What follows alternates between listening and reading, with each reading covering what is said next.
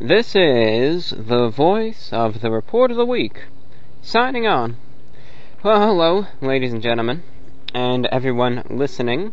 This is VORW, the voice of the report of the week, an audio-only program. Some call it a podcast, some call it a video, some call it whatever it may be. It's just a mystery. No matter what you see it, though, VORW is a audio-only program featured on this YouTube channel, in which, usually for the span of several hours, I discuss the YouTube channel, any matters pertinent thereto, and I also discuss miscellaneous topics, and I take some time to answer questions from you, emails, etc. And people have said this is just a good program in order to get to familiarize yourself with the channel and its host more. And also it can be used as an opportunity to reach out to me if you have any questions or comments or anything you'd like to share, any statements you have to make. You can email them as well, and there's a good chance that I will respond to them on the air in the next show. You know, it's interesting how fast one's plans can change. And I think it's one of those things that really makes life what it is. You know, just not necessarily the spontaneity of things, that's not really the right word for it, though maybe it is, but just how unexpected things can be. I'd like to cite an example here, and it may also be a little bit of an explanation/apology. Today is Friday, the early July. It's this latest Friday, after it's way after the 4th, it's, what is it, the 6th, 7th, 8th? I think it's the 7th or 8th of July. I might be wrong, though. But anyway, it's this Friday. I figure I hope to get this up on the weekend, so it's this Friday nearest. And I had such high hopes today. I said, this is going to be a busy day, a busy Friday. And I had intended to get so much done today. I said, I actually posted on the Twitter a little tweet a little while ago. You can look back and see it, where I said I'm going to get the VORW done today. And I planned to just, get it done, get it edited, and do a bit of work with the channel. Maybe get some stuff in life done as well. And what happens? I start off the day. I'm getting ready to feed these cats. And I am, pouring the food out in one of their bowls. And, I'm bent over and I get up to straighten myself out. And all of a sudden in my back, my upper left back, as a matter of fact. At first, I was worried. I almost was having a heart attack. It was that bad, and I got really short of breath. And ever since then, I've had this really, really strong pain in my upper left back. I figure it's got to be muscle or something, but I walk and there's pain. I sit and there's pain. Move my arms and there's pain. I breathe. As a matter of fact, just breathing, just the fact of, I guess, the lungs inflating and deflating causes pain. I can't move my arms up, down, left, right. Can't twist myself. Can't really sit, lay down. Can't lay on my side, my back, my front, without that sharp pain. So it's, it's a nuisance, the best way to describe it. But nonetheless, my spirits aren't particularly affected by it, so I thought, I'm going to record the VORW anyway. I still have some energy, though now I can only hobble around until this gets better, which it will, granted. But my spirits are not affected in any way, so I thought, may as well still work on the VORW a bit, since I can still articulate myself and I can still speak my mind and share my thoughts, and if at times my voice seems a little strained, that's just my body reacting to that good old back of mine. So I apologize when it comes down to that, but again, if I figure I'm still motivated and still would like to work on this program, so that's what I decided to do today, no matter what. Sometimes, of course, when we suffer injury or pain, it affects our mood too, but this one, I don't know, it didn't really affect me in that way. Hope it'll get better soon, and if it doesn't, I'm going to have to keep an eye out and then find a doctor to get to and get it checked out, make sure. I don't think I broke anything, but I want to make sure it's nothing with the spine. If that's the case, if it's a herniated disc or something, that's obviously a little more urgent, but if it's just a muscle that got pulled or perhaps even torn, well, can live with that. So anyway, that's where that stands, but it's just interesting, you know, it's interesting how things work, right? You get all geared up for something, then all your plans, you know, can get changed so fast in the blink of an eye, and it's something you don't put any thought into, really, you know?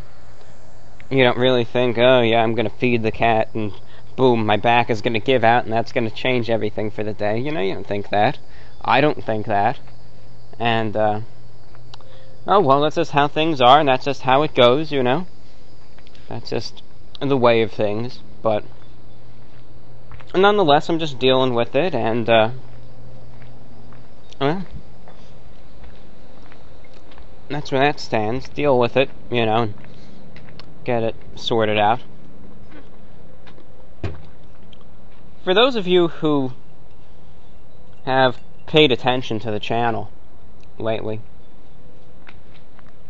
another crazy thing is the statistics of the channel. Now that is, I don't understand why.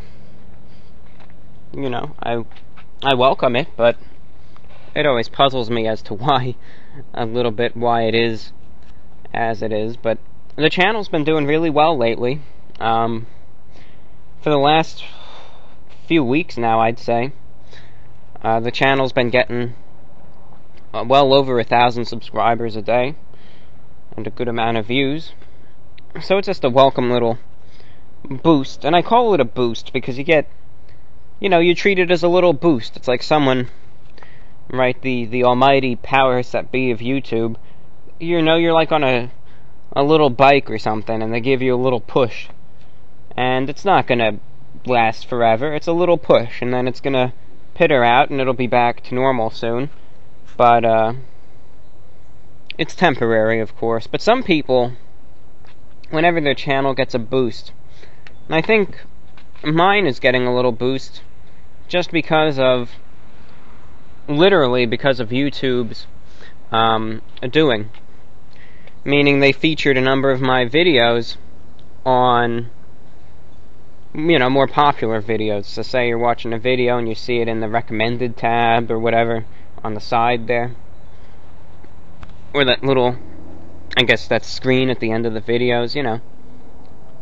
I guess some of my videos are starting to come up in there on more popular videos, and thus more people are just finding out about the channel, and with that, you know, you have more people that watch, more people that subscribe, and more people that comment, positively or negatively. And with that, of course, you know, with all the attention, someone asked, he sent me a message, I think it was a email sent to the Rep Week interview address, and he said, listen, you know, I've been following your channel since 2014.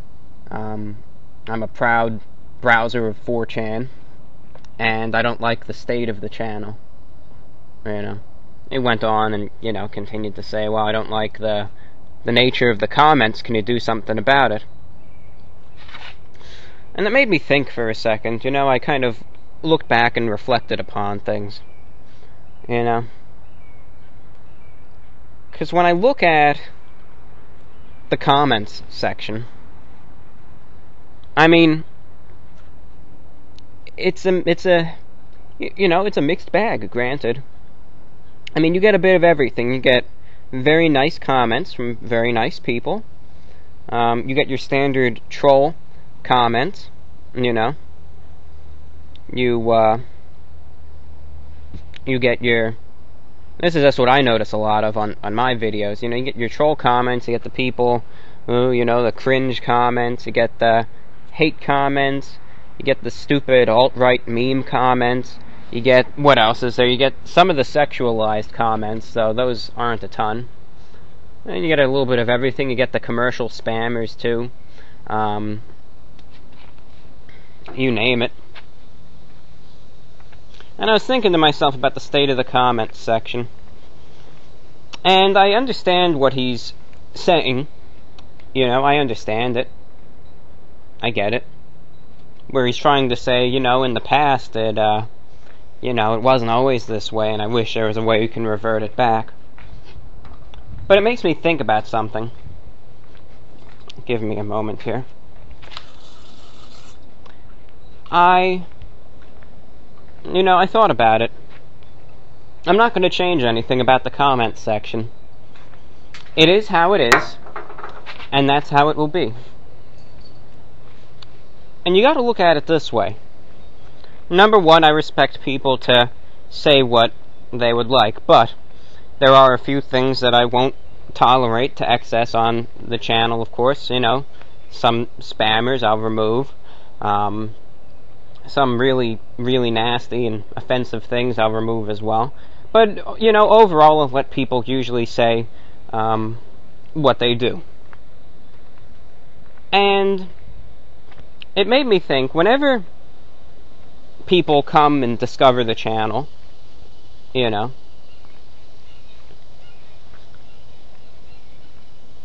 of course when there's more people that find it, there's going to be more comments. There's going to be more hate comments. There's going to be more troll comments. But one thing that I think people need to remember when they look at the channel and when they look at an influx of people that finds it, they oftentimes hold a bias in regards to it, where they'll say, all these people, all these thousands of people finding out the channel now are from Reddit, and they'll actually go on to kind of say, all these people, they're scum, and they're from Reddit, and whatever, every one of them is trash, and vice versa. You'll have people saying, then you have all these people coming in from YouTube itself, all these stupid kids with their stupid cringe stuff, and whatever, and you'll see a lot of people, they'll look at these groups of people that'll come into the channel, and from different websites or sources, and people will really hold a bias against them. Now, the way I always like to look at it, everyone who comes to this channel has a clean slate to begin with. Everyone does. Doesn't matter where you came from. You have a clean slate. And you have people that come from Reddit that are terrible people. You have people that come from 4chan that are terrible people.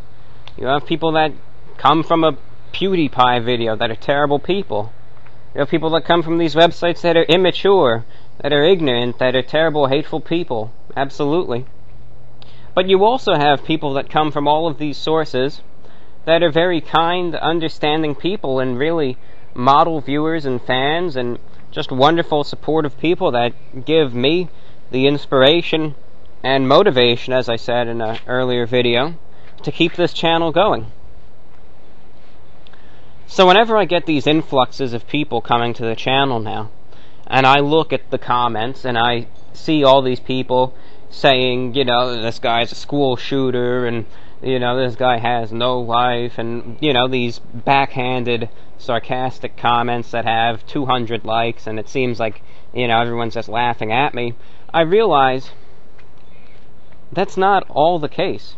Yes, are there a lot of people that watch the videos ironically and for the memes and laugh at me and just don't like me in general? Absolutely, of course. I'd say tens of thousands of people do. But at the same time, there's also thousands and thousands of people out there who are genuine viewers, genuine fans, people who really do care about and support this channel. And it's for people like that I really do keep this channel going for. You know, I'll let it serve everyone, and if someone watches it and then they're laughing at me, but hey, it gives them a few laughs, guess what? That doesn't bother me. At least I was able to make someone's day perhaps a little brighter, even if they're laughing at my own expense. But really, it's the people who are the genuine viewers and the genuine fans, long-term or short-term. Someone who's been watching since 2011, 2012, or someone who started watching 2 weeks ago. Doesn't matter. It's for all of those people that I really keep this channel going for, and that's who I'm recording this right now, even despite my pains, for. It's for you guys, you know? So I always keep that in mind whenever I look at the comments and the state thereof, and what people might be saying or acting or fighting or otherwise in the comment section. You know, I don't let it get to me, and I brush it off. I ignore a lot of it, and I just think, you know, might be bad people, but there's also a lot of good people that enjoy this channel too and that support it. And as I reiterate, you know, it's for them that I do this for. And likely a lot of those good people are listening right now. You could take pride in yourself knowing that it's you that I keep this channel running for. So that's what I wanted to say in regards to that, and I wanted to address that right at the beginning because it's an important thing. It might be something that a few others have noticed as well, and it's something I thought would be worth talking about in terms of that. Okay, so that's the first thing that I wanted to really discuss. Let me check the recorder, make sure I'm recording here, of which we indeed are. I think I'm going to record for a bit more, then I'm going to take a little break, and then I'll be back after. I'm going to probably have something to eat. I might get a Publix sub or something. I don't know. But I'm going to take a break, and then I'm going to try my hand at recording some more later. And if the pain subsides, really, then I'll just, you know, record it all in one shot going forward. So anyway, in today's program, I have a lot in store for you. One of the good things, and I know it's 50-50. I understand that, and don't get me wrong when I'm aware of it. That it has its benefits and also its drawbacks. Now, drawbacks, of course, we'll get into this. I'm talking about the upload rates of VORW on YouTube. The drawbacks, of course, it might take a few weeks to get the show up. The benefits, when I usually do wait a few weeks between shows, I always have a lot of material to talk about at the beginning of the program, and letters to read too. And of course that can be a double-edged sword, right? Depending on my state when I record it, you know, it can be overwhelming or it can be great. And lately I've really been feeling motivated to record something, so this is good. But sometimes when we do go through a few weeks between shows, there's no shortage of topics to discuss at the beginning of the program, and thus it could also lead to a nice long show to your benefit. So that it could make the weekend go a little better for you, make the weekdays, help you get to a nice, good rest. And I promise at 1 hour, 58 minutes, 37 seconds, I am not going to play a loud sound, so don't worry. You can just go to sleep with ease. Don't worry about that. And, you know, so that's, of course, the benefit to it, at least.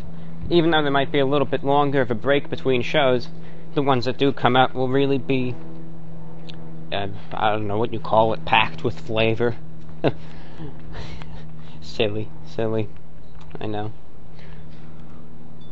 Well, anyway, in today's show, here's a rough outline of what we will be talking about.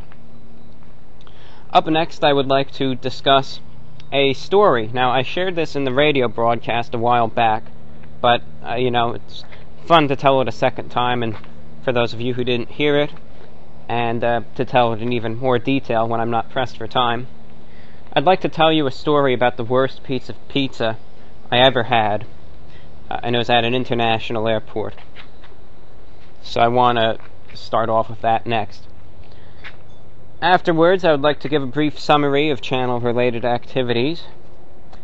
Following that, I will provide a yearly feature where I give my review of the NBA draft fashion. Afterwards, I will talk about shortwave radio, provide an update regarding the state of international broadcasting, as well as this YouTube channel's own international service, VORW Radio International. And afterwards, we will begin the fan mail segment where I read and respond to listener letters. I hope you all can stay tuned. It's going to be a good show. Lots and lots to talk about. So, don't turn that dial. And, that's where we stand. So, continuing on now. I think we understand, as a principal rule, that airport food isn't usually that good.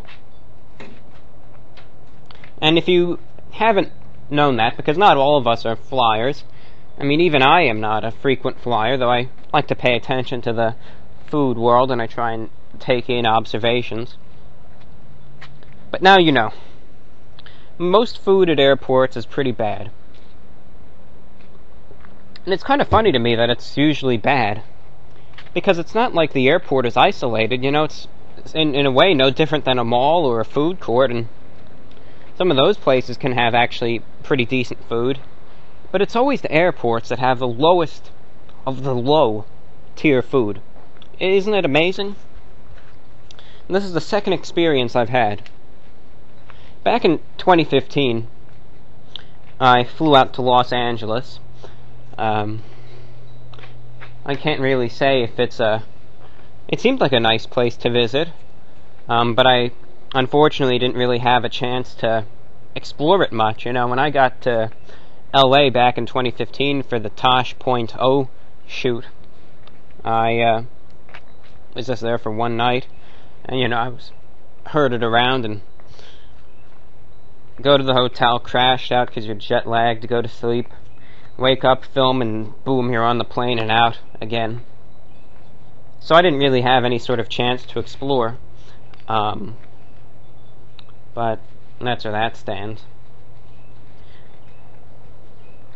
But at the airport, LAX, that's the one part of California I had more than enough time to spend at. There was a restaurant there called Ford's Filling Station, and that was terrible. You can check back to a VORW from back then, and that was garbage. That Ford's Filling Station place was overpriced and terrible. Well, in June, I took a flight to another part of the country, up north, and I was at the Orlando International Airport. And I flew with JetBlue. Now, I'm not a big flyer, you'll understand, but I really have to give them credit, this airline, JetBlue.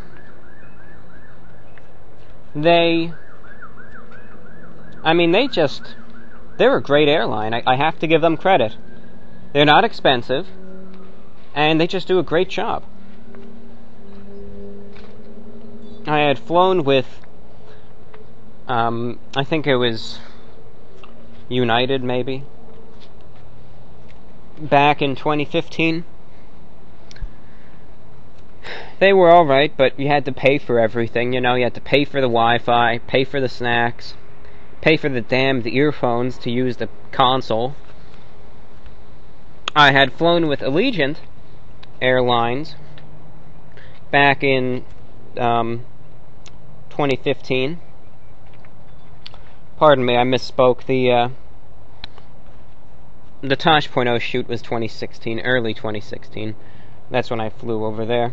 I had flown with Allegiant Airlines in 2015, and that's, you know, that's bare minimum, bare basics. You're paying $70 for a flight, and you get what you pay for. You know, that's what I can say there. It's like a bus. You know, the plane is rickety. The seats are dirty. They're uncomfortable. You're packed in there like sardines, and with your luck, you'll be sitting next to some guy, as I was, stuck in the middle seat with this guy next to me who had his legs crossed and his filthy mud-ridden sneakers right on my legs.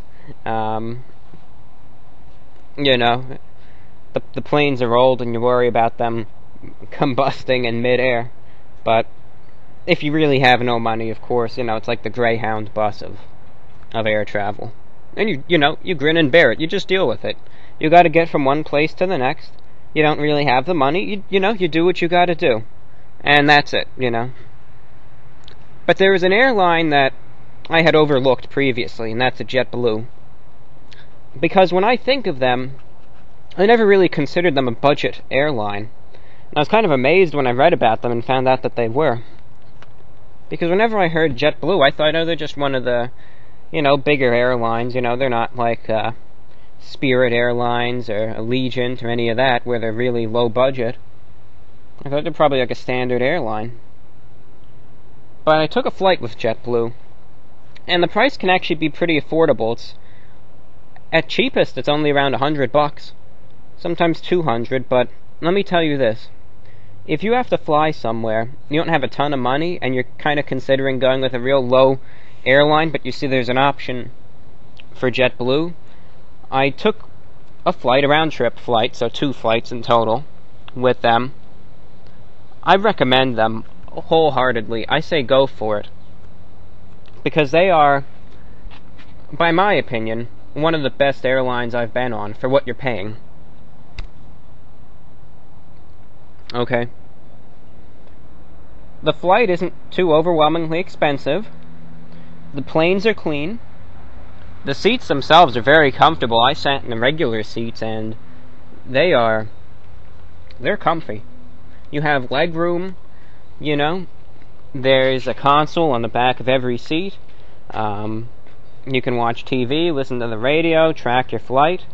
The Wi-Fi is free, completely 100% free. That amazed me, that they offer free Wi-Fi. You know. And get this. Not only is the Wi-Fi free, but it's actually fast too. I was able to sit there at the laptop on the tray table there, and I could watch YouTube videos, I could stream music, I could even access those online shortwave radios, and I was sitting there listening to Radio Romania and Radio Kuwait at, you know, 30,000 feet while I was on the flight.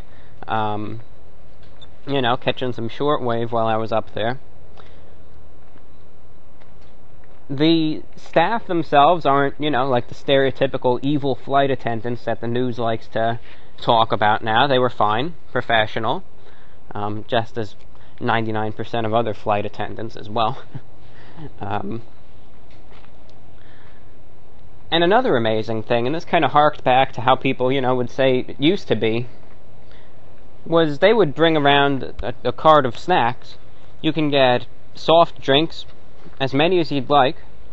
You can get snacks too, bags of chips, pretzels, popcorn, you name it. You can get water, Coca-Cola, Diet Coke, other carbonated beverages. Coffee too. 100% free. For a low price too. I mean, for just, you know, $120. Maybe a little more, depends on when you book, but if you book in advance, you can be paying just $120. I would recommend them. I really would. This is based on my experience. That was just something that I was truly impressed by. Because everyone bashes air travel now, you know. They say, oh, don't, you know, flying, it's, you know, it's terrible. You got these stuck-up flight attendants that are going to treat you like S. You're not going to get anything for free. The plane's filthy. There's some little kid's vomit in the middle of the seat there. This, that, and the other thing. So after hearing so much terrible stuff about the state of aviation today, it really caught me off guard to fly with JetBlue. Again, you're not paying $500 for it. This is just regular seats. and to get all this nice treatment on a comfortable, smooth ride, and, you know, good leg room, it just amazed me, and I thought it was something worth talking about, because, again, air travel gets such a bad name, and they do it right. JetBlue does it right. And one other thing that always amazes me about air travel is how fast it is. I couldn't believe that you could travel, 1,000 miles in just a couple short hours, I'm always used to taking the train, because I personally like doing that, and it's cheaper. And it takes me 24 hours to travel, 1,000 miles, and here I am in the same afternoon already across the country. It's crazy. So that's amazing to me. That's how fast it could be too. But overall, just a good experience, and I would recommend them. On a side note, an interesting little fact: if you're ever on a plane going across the ocean, say from Europe to North America, or you're going through the Caribbean, or over to Hawaii, or just traveling across a large body of water, or over the North Pole, because I know some flights do take that path. If you're flying over very remote areas, such as parts of Central Asia, West Africa, you name it, you can pride yourself in knowing that the way the plane you are on is able to communicate with the tower still in air traffic control is via shortwave radio.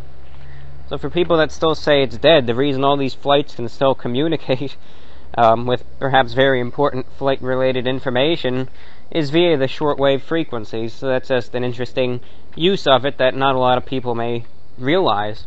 That all these flights across the ocean and everything still utilize shortwave radio in order to reach the necessary powers that be, you could say.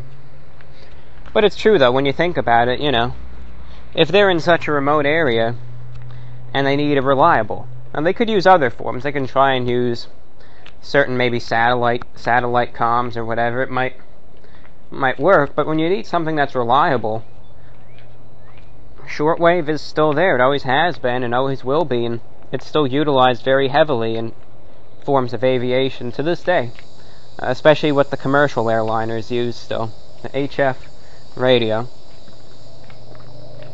Now when they're in more populated areas and over land, then they switch to the air band, which is located just above the FM band in terms of frequencies, around 120 megahertz. But when they're in those remote areas, they still use shortwave. So it's something I just thought of. Now anyway, that was a big tangent. I didn't mean to go on it for so long. But I wanted to really talk about something that I didn't experience it on the flight. This was at the airport instead. Okay? And this is, I will say it with 100% confidence, and without a doubt, this was the worst piece of, quote, pizza, end quote, I've ever had in my entire life. And I'm not someone who's really skimped out on the pizza. It's one of my favorite foods, pizza is. It's something I could eat every day, really. I've had all kinds of pizza. I've had it from all the major chains multiple times. I've had it from everything. Local pizza places in different parts of the country. Famous New York pizzerias. The real authentic New York Italian pizzas, you name it. So I enjoy my pizza. Now, I am by no means a connoisseur. No means whatsoever. There's people that can, wipe the floor with me in terms of what they can talk about with pizza. But all I'm saying is that I have had a good amount of pizza in my pizza eating career, if you wish to call it that, aka life. But everyone's life is a pizza eating career, and you can use the terms interchangeably, should you please. Having had a lot of pizza, sometimes it's tough. Sometimes when you say, You know, what's the best pizza, worst pizza you've ever had? For some, it's very easy to answer. For others, it's a bit tougher. You know, you might kind of think a little bit, and you might think, yeah, well, I've had a lot of pizza, so I don't really know. And for the best pizza, that's tough. And I think I would have trouble giving a complete answer for that. But for the worst, this is one of those things that if someone asks, what's the worst pizza you've ever had, this is, oh, yeah, it's this place, obviously. You know, it's that bad. Where it's just instant recall, you know, yeah, this is the worst one I've ever had. So it's that bad, mind you. This pizza was terrible. And it was from a restaurant, if you even want to call it that, in the food court in one of the terminals of the Orlando International Airport. And the name of this pizza place is Famous Famiglia Pizza. I'll reiterate, Famous Famiglia Pizza. Now, this is no way an attack against the staff or anyone that works there or, you know, any of that. I'm just recounting an absolutely terrible, terrible experience I had there, where this was the worst pizza I've ever eaten. So get ready, brace yourselves, get the popcorn ready, get the pizza ready, make sure the pizza's buckled in too, because it's story time. Now, this airport is one of those airports that is big enough that it requires, you know, like a light rail system to get from one area to the next. And when I had gotten there, I was a bit tired and a little hungry too. And at the time I had initially brushed off that one experience at LAX, at Ford's filling station, as, you know, just bad luck. It was just a bad restaurant, and, you know, that's all that there is to it, right? So I dismissed it, and I was kind of walking through there. I came across a food court. Now, admittedly, this was not the most diverse food court to choose from. There was a Starbucks there, and Starbucks, hey, well, they're nice. You know, Starbucks is good, but they're good for drinks, you know. In terms of food, yeah, that's not their specialty.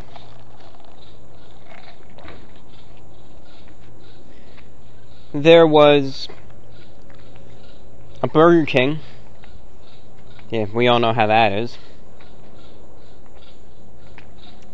And I kind of was thinking, yeah, no, I didn't really want to deal with Burger King or their products. I thought that would be pretty bad, so I passed on that. But then I saw and smelt pizza. Now, pizza, you know, I thought to myself, well, I know what I'm going to be having. So I walk over to this establishment, and I should have known. I mean, I should have immediately known that I was making a bad decision. And you might say, well, how could you have immediately known that you were getting yourself into some bad, into a bad spot?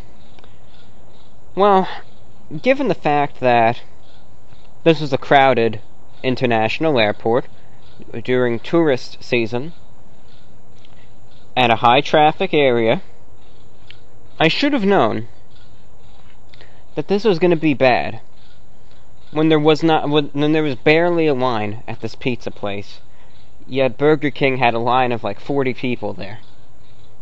But I didn't think. I just smelt the pizza. It said Famous Famiglia New York style pizza. I thought to myself, wow, this is going to be good. There's no line. I got lucky. Must be hitting it at an off hour. That's where I went wrong.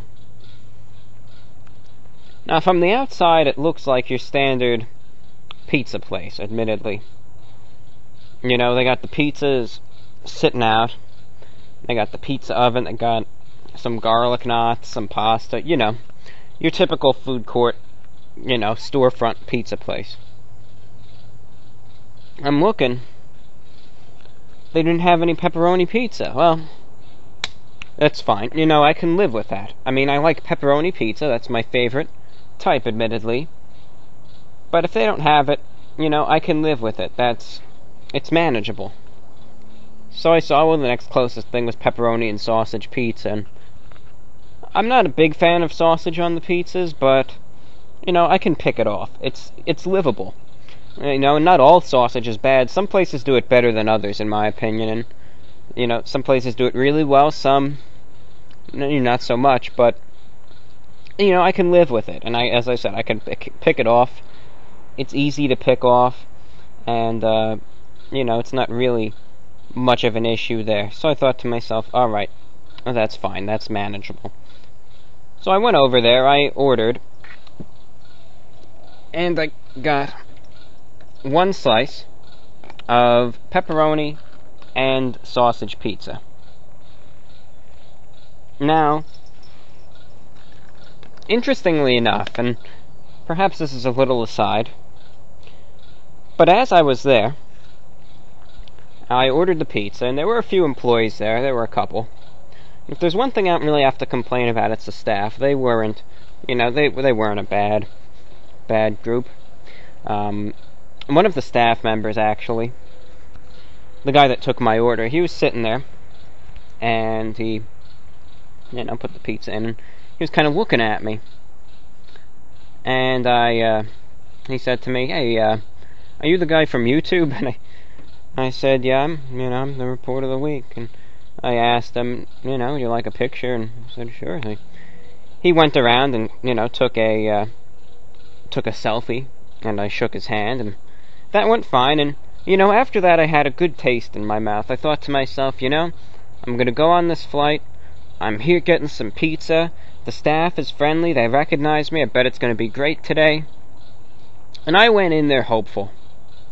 I went in there with optimism, with just good spirits, and I was thinking to myself, you know what?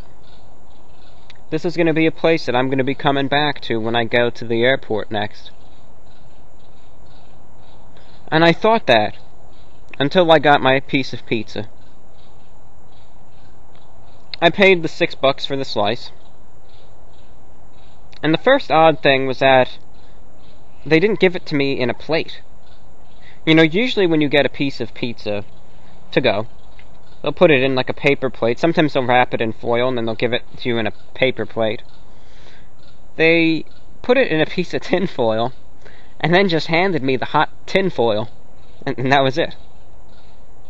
So, I took the tin foil and put it on a tray. Got some napkins. I didn't put anything on the piece of pizza. Sometimes I'll put the red pepper flakes, but I wasn't feeling that today. I just wasn't. So I just had it as it was. The pizza was hot. It was very fresh out of the oven. And I was sitting there, and I thought, well, alright, I'm gonna wait for it to cool. I'm sitting there, I'm waiting. You know, I got there early, to the airport early, a couple hours early, so there was no way I'd miss my flight. I'm sitting there. Alright, well. Looks like the pizza slice is kind of melted and attached itself to the tin foil. I can't really tell where the pizza slice begins or ends anymore, but hey, you know, we'll deal with it. Doesn't matter, you know. I'm sure it'll still taste fine, right? Nice and fresh. I checked my pocket watch. Alright, fine. You know what? I've been sitting here. I gotta eat this. And this is when it gets bad. I take the piece of pizza. I grab it, raise it to my mouth to eat, And the bottom of it, you know, the base of the pizza, it's supposed to hold everything together. It's supposed to have a little firmness to it. Completely burst open. It was wafer thin. It had the consistency of wet paper. It bursts open, and all of a sudden, I was holding this pizza slice, ready to eat it. The bottom of it bursts open. Now I have all this molten cheese and sauce on my fingers. The toppings just fall off everywhere. The slice is, I mean, I don't know what happened to it, but it's non-existent anymore. Now it's just this blob of matter, and it's just this blob of molten cheese with some tomato sauce everywhere. Oh, I drop it, my fingers get burned. You know, I drop it, it's now just this clump of cheese, really, with some sauce. No real sign of any sort of crust anymore. I kind of think a few profanities, because already I like eating a pizza slice, you know, just as a slice. So with that gone, that kind of took away a little bit of the appeal for me, but I thought, well, you know, hey, might still taste good. So I try it, and it's disgusting. The cheese itself was like chalk. It was flavorless, and had this absolutely terrible, I don't know what you want to call it, consistency. It was disgusting. The sauce was like the cheapest canned garbage you could imagine. There was no trace of any sort of, you know, crust or base to the pizza whatsoever at this point. The sausage was bland, flavorless, and, you know, completely unremarkable. And the pepperoni were like these little discs of just flavorless meat. It was so disgusting. I mean, just texturally, it was just this blob of garbage. It tasted exactly as it looked. It was so gross. Ugh. And I was so disgusted by it. I mean, I was beyond repulsed at that point. You know, I was just done with it. I still wanted to be polite, because I knew that, you know, the staff, at least I didn't have any complaints about the staff. They were friendly enough. The guy from the pizza place, you know, was a viewer, and hey, if you're listening now, I don't know if you would be or not, but if by the off chance you're listening right now, I have nothing against you. You did a fine job serving me. I have no complaints. It's just the product itself was terrible, not you. But anyway, I felt bad about it, and, you know, I didn't, you know, I felt bad about it, so I checked my watch again, dried off my hands, you know, put the tray away, took the tin foil to go, and as soon as I was out of sight, I threw that out so fast. I was done with it. And I didn't eat anything again till the flight, where I had a little bag of pretzels or chips. And then I had some actual pizza from Domino's later. Well, that's where that stood. And that was a terrible experience. You know, it was a terrible experience, and it just makes me think that was the worst piece of pizza I've ever had. You know? I mean, it was, oh my goodness, it was so disgusting. If you could see it through my eyes, I mean, it's tough enough to try and conjure an image of it, because, you know, when you think of pizza, it's always instinctively going to look appetizing in your thoughts. But if you could just imagine this, I mean, it was just beyond terrible. Oh my goodness, it was so bad. So bad. And on a final note, once I got back to the gate to wait for the flight, I connected to the internet there, and I was curious to myself, you know, and after I saw this, I really kicked myself in the behind and said, you know, I should have looked, I should have checked this before. I looked up this place, you know, famous Famiglia Pizza, Orlando International Airport, and I checked the online ratings. I thought to myself, well, I wonder if I just got unlucky and I just got a bad product, or if this is how it always is. So I checked to see if there are any ratings, and sure enough, on the Google reviews and the Yelp too. I have a bit more of an appreciation towards the Google reviews, truth be told. after reading about some practices by Yelp. But I checked both, and I mean, there were so many one-star ratings for this place. I mean, you had everything. People saying the food was disgusting, people saying that the staff there were fighting in the back and everything, and so many bad experiences, one after the other, after the other, after the other. And it made me shake my head, and it's a lesson learned. And it's something I'd like to share with all of you. I would imagine probably 95% of you have a smartphone that you actively use.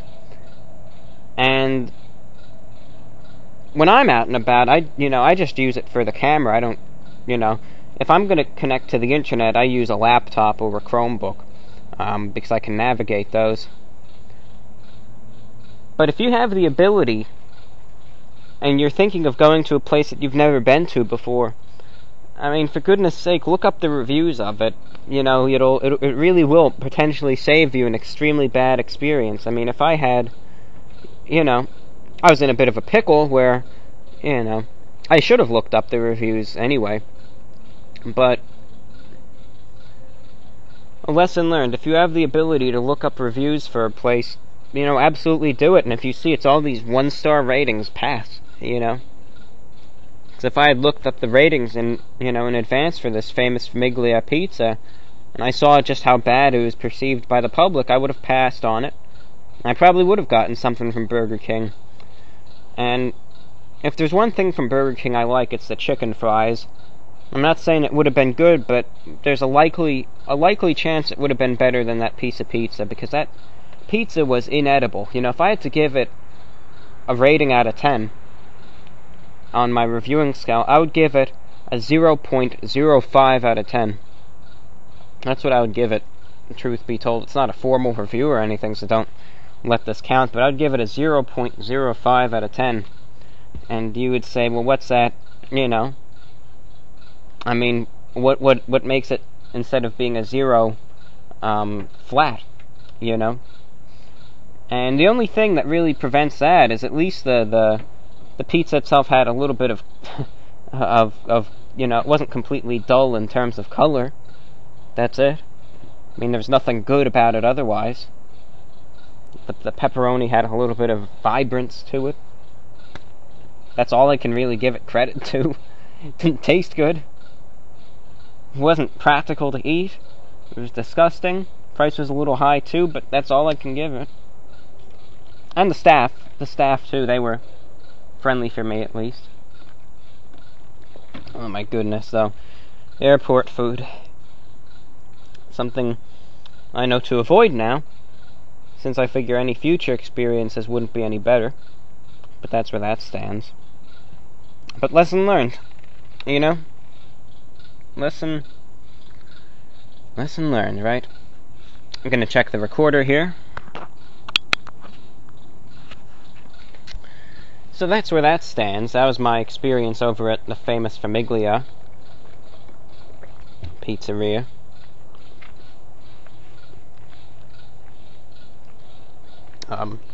After that, of course, I went to the Pocono 500, or whatever they call it, the Coca-Cola 450, whatever, the Pennsylvania 400, the NASCAR race.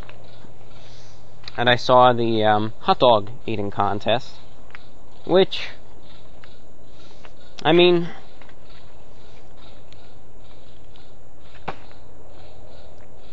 it's one of those things, I don't know. It is what it is. I mean, I have really limited words to describe it. It's a mixture of gluttony and sheer desperation. I really don't know how to describe it.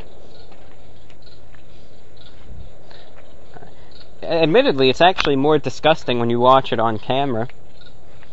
Because when you're, at least, now this is for me, I don't know if that's really the case in person, but for me, I was busy filming it.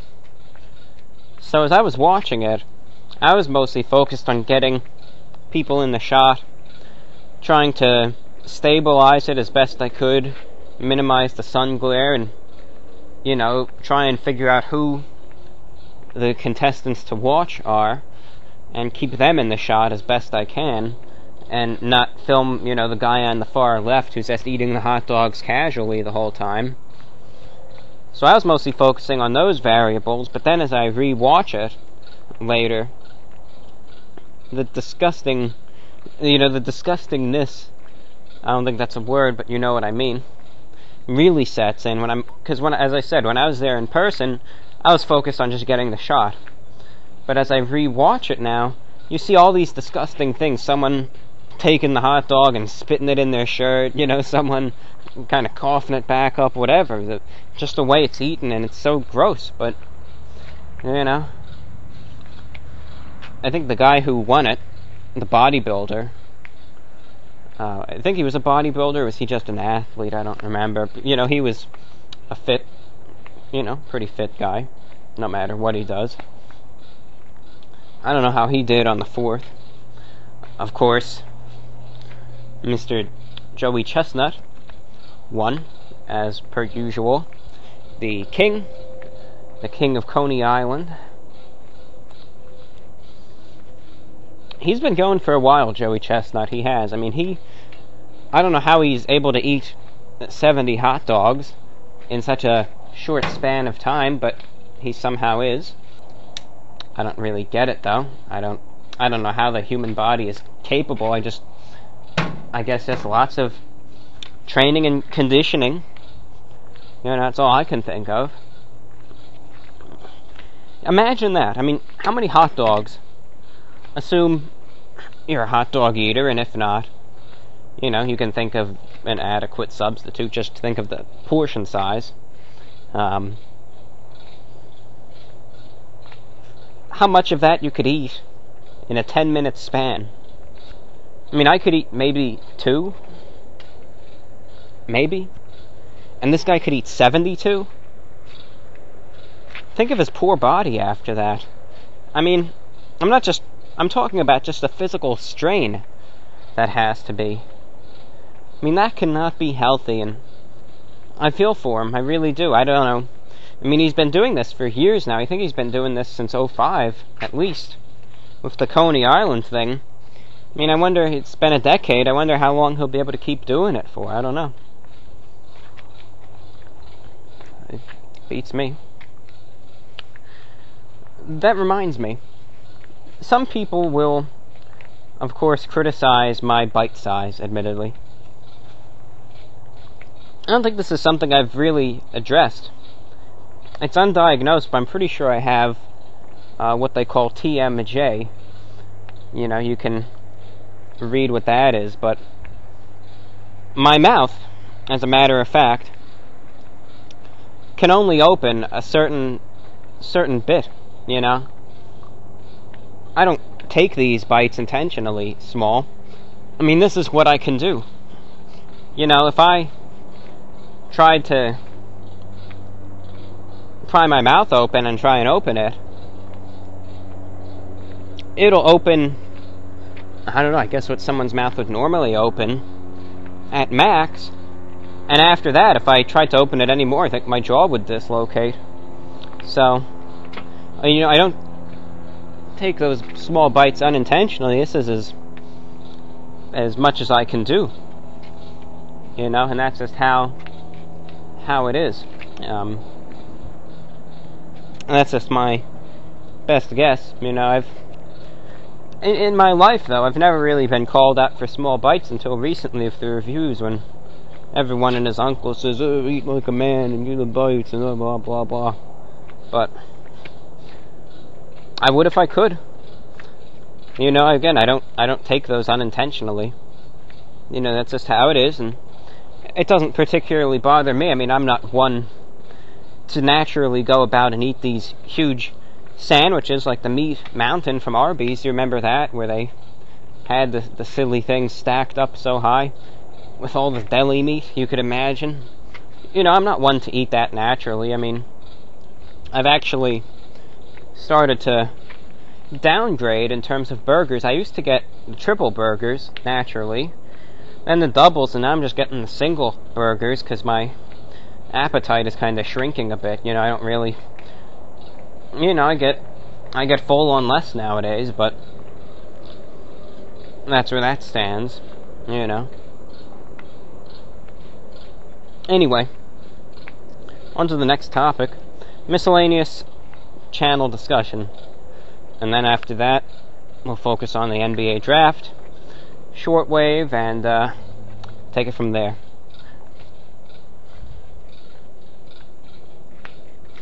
In terms of the channel, not terribly much to talk about. The usual variety and array of reviews. New releases here and there. Interestingly enough, well, first I'll address this. This is the only thing I really wanted to talk about. I had noticed a few people were genuinely surprised to see me in a t-shirt in the Average Day video. And it kind of makes me laugh when I think about it, and I know most people were saying that sarcastically. But of all the people that said it sarcastically, there have to be a few that do genuinely believe that I slept in a suit. Now, let's look at this logically, right? I care about my suits, and I try to take care of them best I can. I try and keep them as clean as I can, and I try and keep them as well hung up as I can.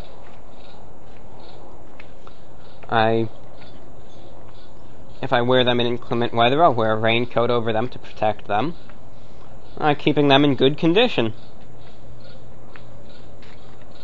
So knowing that, why would I therefore lay down in bed wearing a full suit and let it get wrinkled and crumpled and possibly even sweaty every night, when I could just wear pajamas?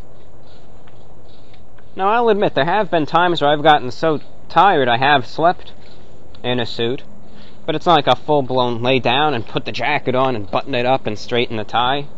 I'll be sitting on the couch or in a chair, and, you know, I haven't done this in a while, but especially back in 2014, 2015, when I was doing this cyclic sleeping, I would get so tired I would fall asleep in the chair or on the couch, wearing a maybe not a full suit. I'd usually remove the jacket, but wearing a shirt and tie.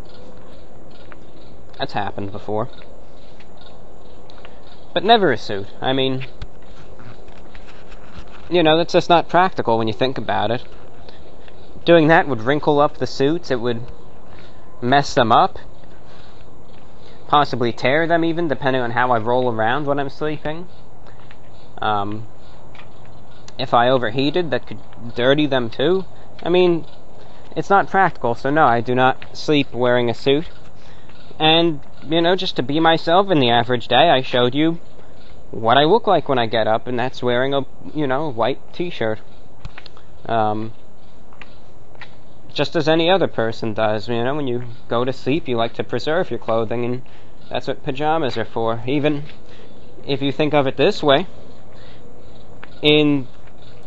throughout history, I mean, in the Victorian era, the early 1900s, the mid-1900s, when a lot of men wore suits every day, and sometimes even nicer, you know, frock coats, top hats, you name it.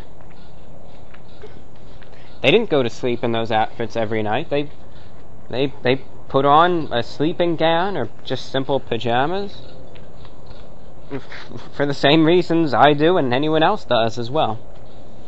So no, I don't sleep in my suits, unfortunately. But if you'd like to pretend to, you can, you know, then I guess that's what you could do.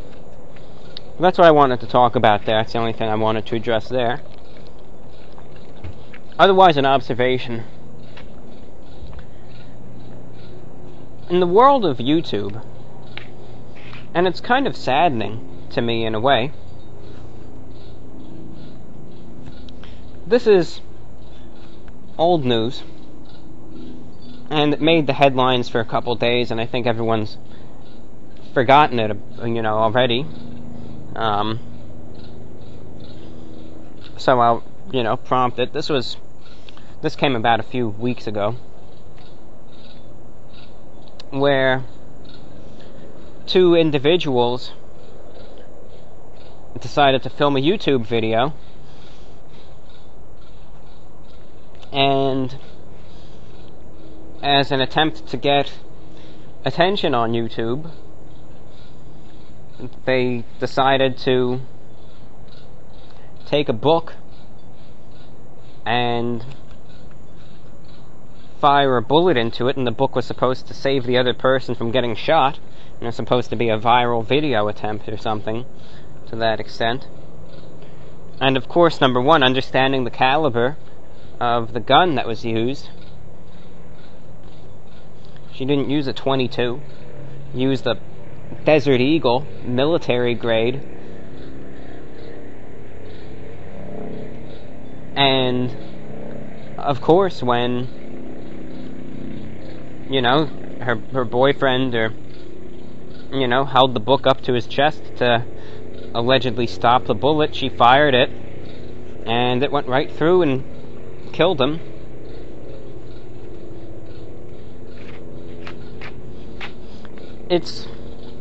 I don't know. It's something that makes me sit and pause for a minute. It's crazy to see that these people, someone actually died, and they actually mentioned before they died in a statement they had hoped to get to 300,000 subscribers one day. And it makes me kind of just sit here and reflect for a minute that someone actually died to try and get their channel to where this one is. And it makes me shake my head. It's not... I don't know. It's just something that I can't believe it. It's shocking to me. It's just completely shocking. I mean, the YouTube channel for me, it's the YouTube channel. It's not a YouTube channel with such and such amount of subscribers or such and such amount of views. It's just my YouTube channel. I look at it now really not all too differently than when I did when I just had 200 subscribers. Or I'm here to make videos for whoever watches them, especially the loyal, dedicated viewers. What's really just changed, of course, is, aside from some of the things I do on it, is the fact that now I'm able to try and treat it as a career for as long as I could. But other than that, really, my same goal has always been the same. To, just do these videos for the loyal, considerate followers. And have fun with it.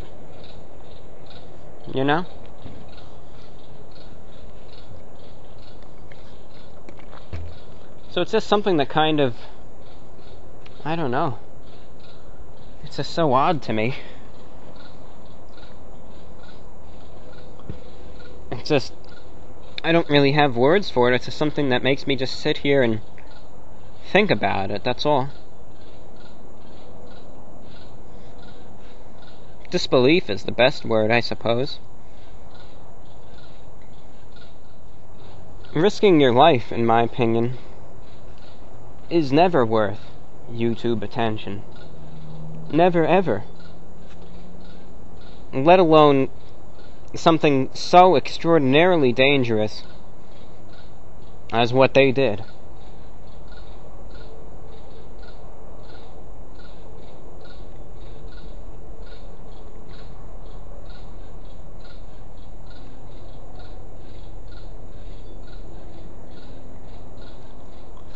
When I look at YouTube,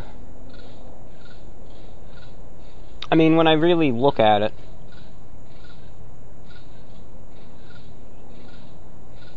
There's so many things to it.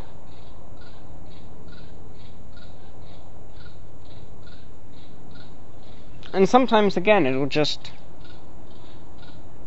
it'll lead, for me, a lot of disbelief as to just where this channel is, because it's nothing I had ever anticipated or expected, that this channel would ever get in the hundreds of thousands of subscribers. I never expected that. Thought this channel was just going to be a small little project of mine that I'd cancel in a few weeks.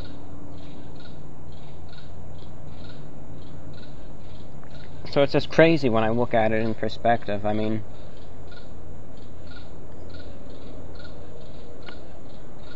it's just crazy. I feel so bad, though. I really do, you know, that some people would do those things over that. Well, that's all that I really have to say on that. It's just a lot of own, you know, personal reflection going into these moments, and that's what I have to say there. Sad, though. It's all quite sad. An interesting thing that I also looked up in terms of YouTube. It's not something I check very often, because I don't really base this channel off of others. So I don't really watch any of the other food-related channels. I just do my own thing, and that's it. But I was curious. I was looking at some of the other food review channels on YouTube, and specifically, I was looking at some of the smaller ones, like all the food review channels between 500 subscribers and 15,000 subscribers. And there's a lot, actually, that are like that. A lot of smaller channels aspiring to make something of it. And I was curious, because I like watching it for fun. I was curious as to seeing just what's going on and what these people have in mind and what they're up to and doing.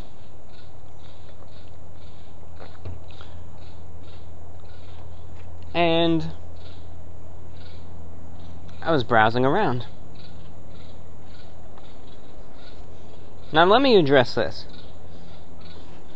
When it comes to YouTube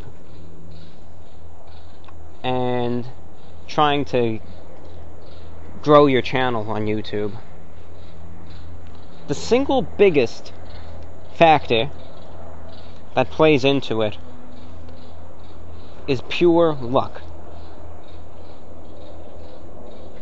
That's what the single biggest factor is. You can do everything right. You can do everything that all of these YouTube gurus and creators tell you to do. That all the WikiHow articles and how-to things tell you to. You can get a bright video. You can have an exuberant, enthusiastic personality. I even saw one channel, probably more than one as a matter of fact, that had, you know, drone shots and full-blown soundtrack, script, you name it. Doing it for years, only 500 subscribers. It made me remember something, and it's this is the best piece of advice I can give you in terms of YouTube. A lot of people will try and market a step-by-step guide. As a matter of fact, there's even full-blown paid classes being taught, you know, in terms of social media management, etc. And some of those tactics will help you, admittedly. But the most important thing of all to remember in terms of YouTube and trying to get into it is, in the end, the biggest thing that will make or break it is pure luck. Imagine you have 500 people in an open field during a severe thunderstorm. Let's actually increase the amount. You have, let's say, 5,000 people standing back to back in an open field in the middle of a thunderstorm, and only one of them will get struck by lightning, and it will be completely and totally random. That lightning is symbolic of getting anywhere on YouTube, and that's it. You can do everything or nothing right, and nothing can happen or something could, and it's complete and total luck. It oftentimes comes down to a completely unrelated person posting a video somewhere, sharing it, making a meme of it, a big channel talking about you that does something, and sometimes that doesn't even. I mean, it's completely random. I see people, I was reading about it too, some people were dedicating weeks per video, and they were saying they feel helpless because nothing's coming of it. And it's crazy when you think of it, just how much luck is just into the equation there when it comes down to YouTube. You know, I mean, that's everything, really. Just pure luck. Scary, isn't it? Food for thought. I think that's a little bit of a metaphor for life, though, you know? You could do everything right, and it all comes down to luck, you know? Boy. Crazy, huh? Well, we've all been waiting for it. Patiently, diligently, waiting for it. Ladies and gentlemen, I present to you the review of the NBA Draft 2017. Now, I'm going to say it straight out. I'm not really a basketball fan. I'm not even a sports fan, really. So I had no clue what I was even looking at as I saw the NBA draft. I presume it's the players, the future basketball stars getting picked for various teams, but I don't know. I'm not an avid sports watcher. I'm not one to know anything about sports, so I'm saying that outright. I have no idea who I'm looking at. I imagine, though, that they're extremely talented athletes, of course, and basketball players more skilled than I ever will be. And number two, standard disclaimer, and it's absolutely shameful that I even have to make this, but after some of the reactions, I feel I need to clarify a few things.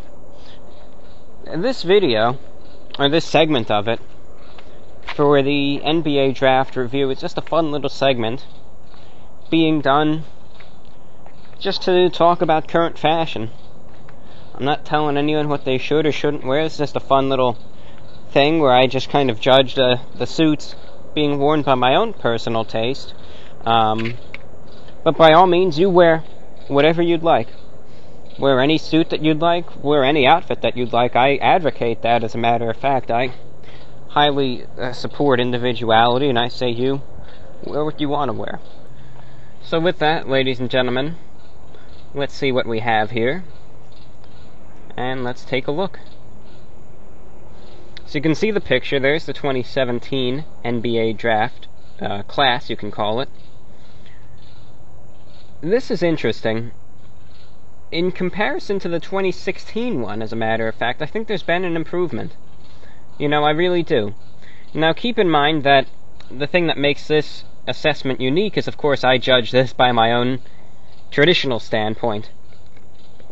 You know, so I enjoy looking at suits and seeing if there's more traditional cut suits than there were the last year, or vice versa, or what.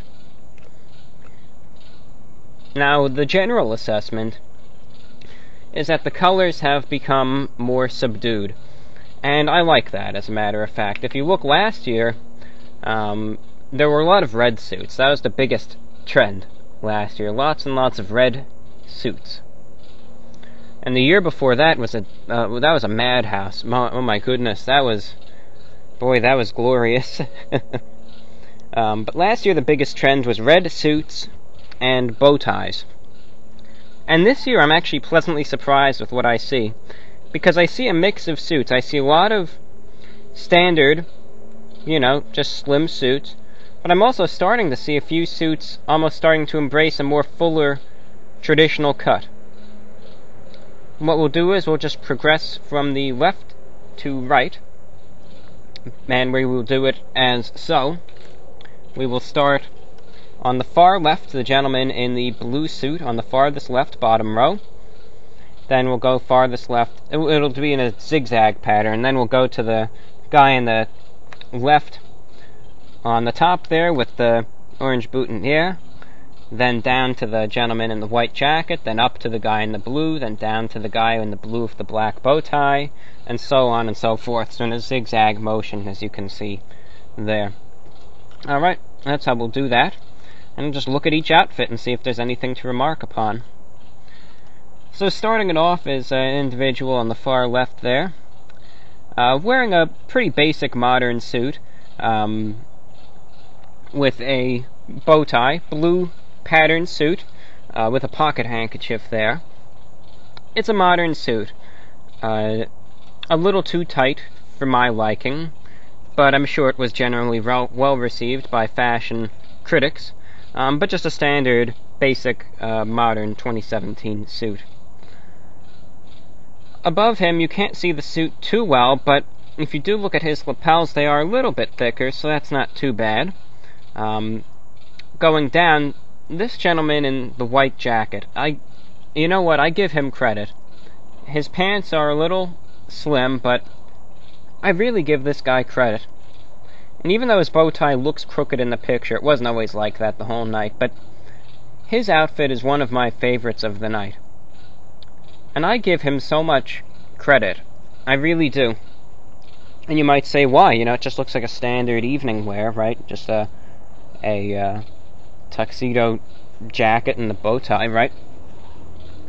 But the thing I really like about his outfit is the button configuration. Because this is the last place I ever expected to see that. It's absolutely true. I never expected to see that here. A jacket in 6x1 button configuration. And that was something that was really big during the 90s. I wear suits with buttons like that all the time, and they look very dated. But to see someone in a very fashionable circumstance such as this, wearing a jacket with the button configuration like that, I give him credit. Either if he picked it out or his designer or whatever it might be, I give him credit. I really do. Props to him for just stepping out there instead of just going off the standard, design with the, the 4x6 configuration. I give this guy, I give him credit. I really do. So props to him for that. I really do give his outfit credit. Above him to the right, a standard suit, pretty similar to the first suit that we saw. Though the lapels aren't, extremely thin, so I give him credit there. Below him, just a standard tuxedo, shawl lapel, nothing too remarkable. Behind him, this guy, this is probably my favorite outfit of the night. Right here. You can see he has the dark blue necktie, and the dark blue jacket, and the gray vest and gray pants, and in all honesty, his outfit is probably my favorite one. It's my favorite one. I think he looks good. And I was surprised to see that also. Number one, if you look at his suit jacket, it's actually a pretty traditional cut jacket, comparatively speaking. You see, it has a pretty nice drape to it. Has good lapel width, which is surprising. I like the cut of his vest. The pants are a little tight, but that's everyone's pants, pretty much, and the whole sock list thing, that's, a little pet peeve of mine, but, I like his outfit. I think it looks nicely put together. I like that he paired up the tie with the jacket and then has the contrasting vest and pants. I really like it. It's my favorite outfit there. Going down, you see this guy with the striped tie, blue suit. One interesting thing I've noticed is the suit jackets look like they're getting a little bit longer, which is nice to see. If you look at the length there, you see, I mean, the length, if you compare the length of these suit jackets to what there was last year and the year before that, the suit jackets are actually starting to get a little bit longer, so that's nice to see. But a basic blue suit. No comments on the guy behind him. To the right, the gentleman near the middle with all black.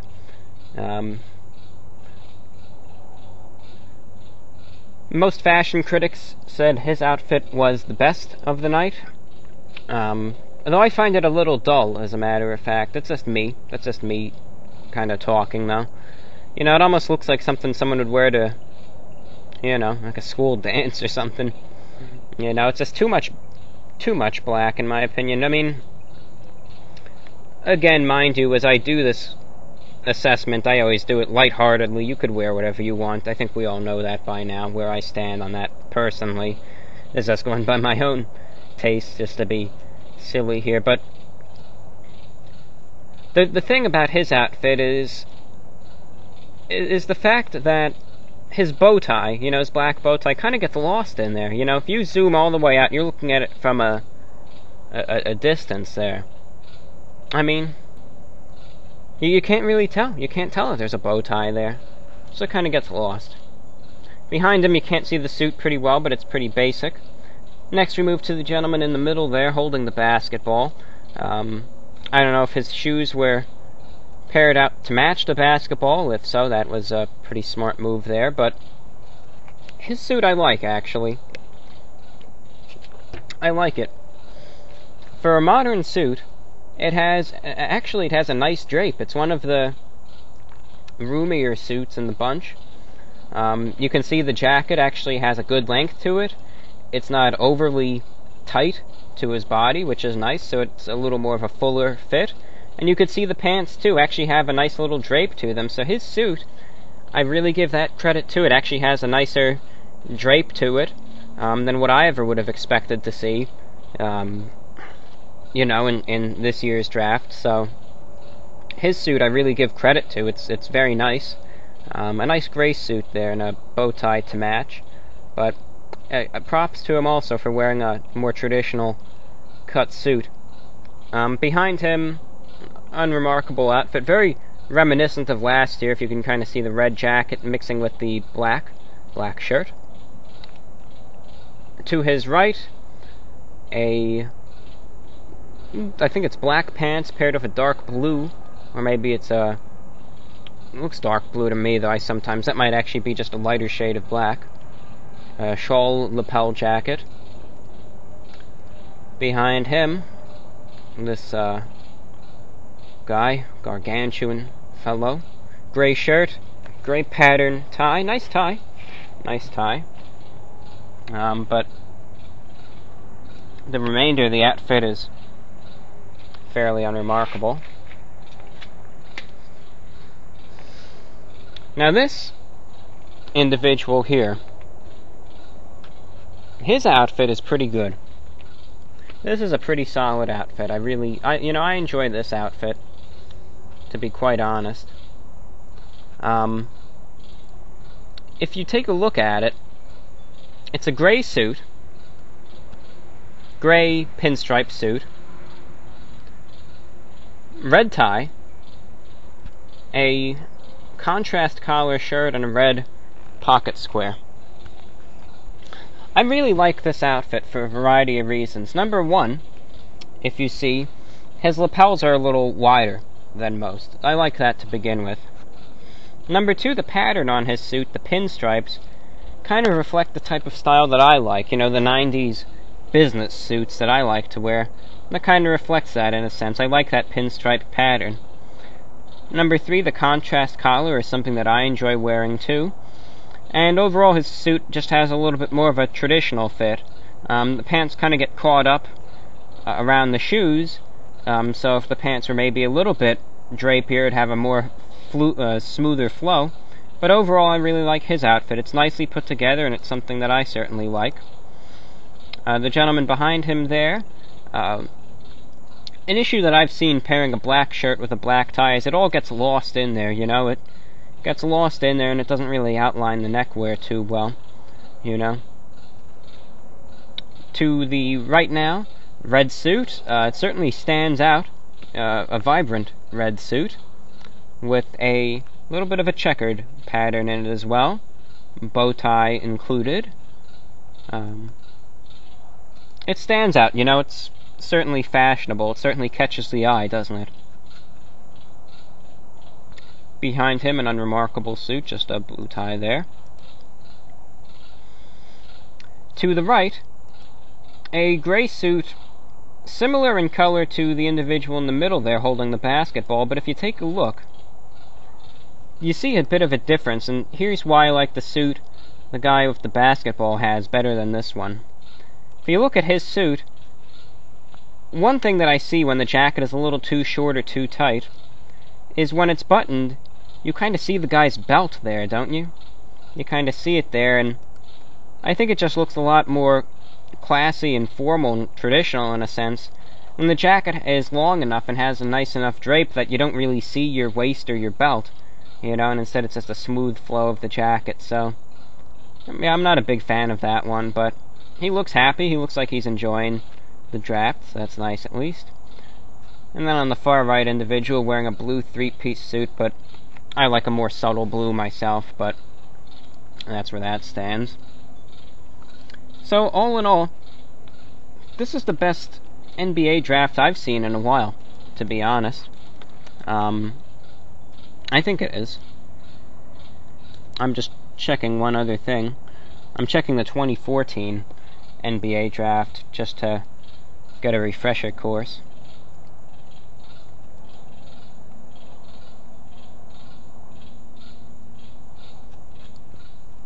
Yeah, the 2014 one was pretty good, but that's long, you know, that's long ago, so in recent times I would definitely say that this NBA draft, the 2017 one, in comparison to the 2015 and 16 NBA draft, this is the best one there. The suits are starting to get, it's an interesting mix, and it's going to be really curious and fascinating to see what we get for the 2018 draft. Because what you see here is a very, very interesting mixture of suits now. Over the last few years, the suits were getting progressively slimmer and slimmer. And now we're starting to get to an interesting period. Because if there's one thing about fashion, it doesn't always stagnate in the same place. You know, eventually you could only slim a suit down so much, and eventually it's going to get tired and boring in the world of fashion. They're going to need to start loosening it up again. And I don't know if it'll ever get drapey to the point as they were in the 80s and 90s, but I think they'll definitely start getting, you know, a bit more roomy. And you're starting to see a very interesting change this year in terms of suits, at least in the fashion aspect here at the NBA draft, for instance, where you're starting to see an emerging number, you know, it's noticeable now, an emerging number of suits that are starting to have fuller cut jackets. I'm not talking about stuff I would really wear, but comparatively speaking, fashion-wise, fuller cut jackets and fuller cut pants, wider lapels, and certain styles that I think are very interesting to see. And you're seeing an increasing amount of that this year. So if you look at 2018, what's it going to be? You know, are they going to continue to start getting fuller? Or is this just going to be a passing fad? Or is it a long-term change? I don't have a crystal ball there, but it'll be very interesting to see. So that's the NBA Draft 2017 review from the Report of the Week here on VORW. Ladies and gentlemen, you're listening to VORW, the voice of the Report of the Week, available on YouTube. If perchance you are hearing this program relayed via a shortwave station This is in no connection to me, and it is being done by the generosity of the provider. Alright, actually, I don't really have a ton to talk about in this segment, but before we begin the fan mail segment, next I just want to talk about the state of international broadcasting on shortwave. And it's something I like to do in every VORW, just give you all an update on what's going on with the shortwave stations of the world. Well, over this last month, not a ton has really developed, though there's a few updates. Number one, if it looks like there's a country that's taken a hit from shortwave, it's Canada. Now, their administration, before they got elected in, and I'm talking about the Trudeau government, of all things, promised to bring back funding to Radio Canada International, and if that was a false campaign promise, if I've ever seen one, you better believe it. Originally, Canada used to have a major presence on shortwave until they got budget cuts and they left the airwaves in 2012, and with that they demolished their main transmitter site with all the high power transmitters, and that was that. Their main presence, heard internationally, was completely gone from shortwave. But understanding, of course, that Canada has a lot of remote areas, large swaths, as you know, of northern Canada, and even other areas too, along both coasts, Newfoundland, Labrador, and parts of British Columbia, you name it, Alberta, Saskatchewan, you just name it, all of it, really, Manitoba, it's all, Quebec, even, lots of rural areas. And as a result, even though they got rid of the main international broadcasting transmitters, they were smart enough to realize at the time, well, alright, maybe there are a few domestic listeners still that are just in remote towns, remote areas, whatever it may be. The internet just may not be good. Local AM, FM is non-existent, so they may still need shortwave radio in order to get their news. And the CBC, which is Canada's government, I believe, news organization, decided to continue to maintain 2 shortwave transmitters on each side of the country. So there was one on the west coast of Canada to serve remote listeners there, and then one on the east coast. And about a month ago, the transmitter and these aren't high power stations, these are maybe 1 kilowatt, but with shortwave the signal will still get out and cover a couple 100 miles probably. Well, in British Columbia that transmitter broke, and they decided, we're not going to spend the money to fix it, so they took it off the air and it's gone forever, so listeners over there are out of luck. And on the east coast now, the last remaining CBC shortwave broadcaster is having some problems of their own now, so it seems. There's a station on 6160 kilohertz. They're not even high power, as I said, just 1 kilowatt, but they broadcast a relay, just a live feed of the CBC Radio 1 shows on shortwave for listeners in Newfoundland and Labrador, because parts of it are still pretty remote, and shortwave is still considered fairly viable there. Now, anyway, I assume the listenership is there, maybe, I would hope, because last year the station management announced plans to have a new broadcast transmitter installed at the site. And when you hear that, it means, it sounds like it's pretty optimistic, right? A radio transmitter isn't something that you're going to use for a year and then throw out.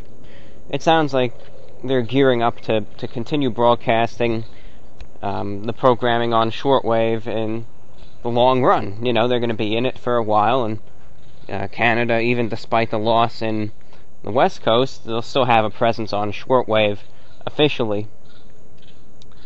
Well, it looks like they submitted their application to the powers that be for a new transmitter, and given their measurable greed that the bureaucrats there, I'm sure, have, decided, well, do you guys really need a transmitter? I mean, as a matter of fact, do you guys even really need to have your station broadcasting on the air?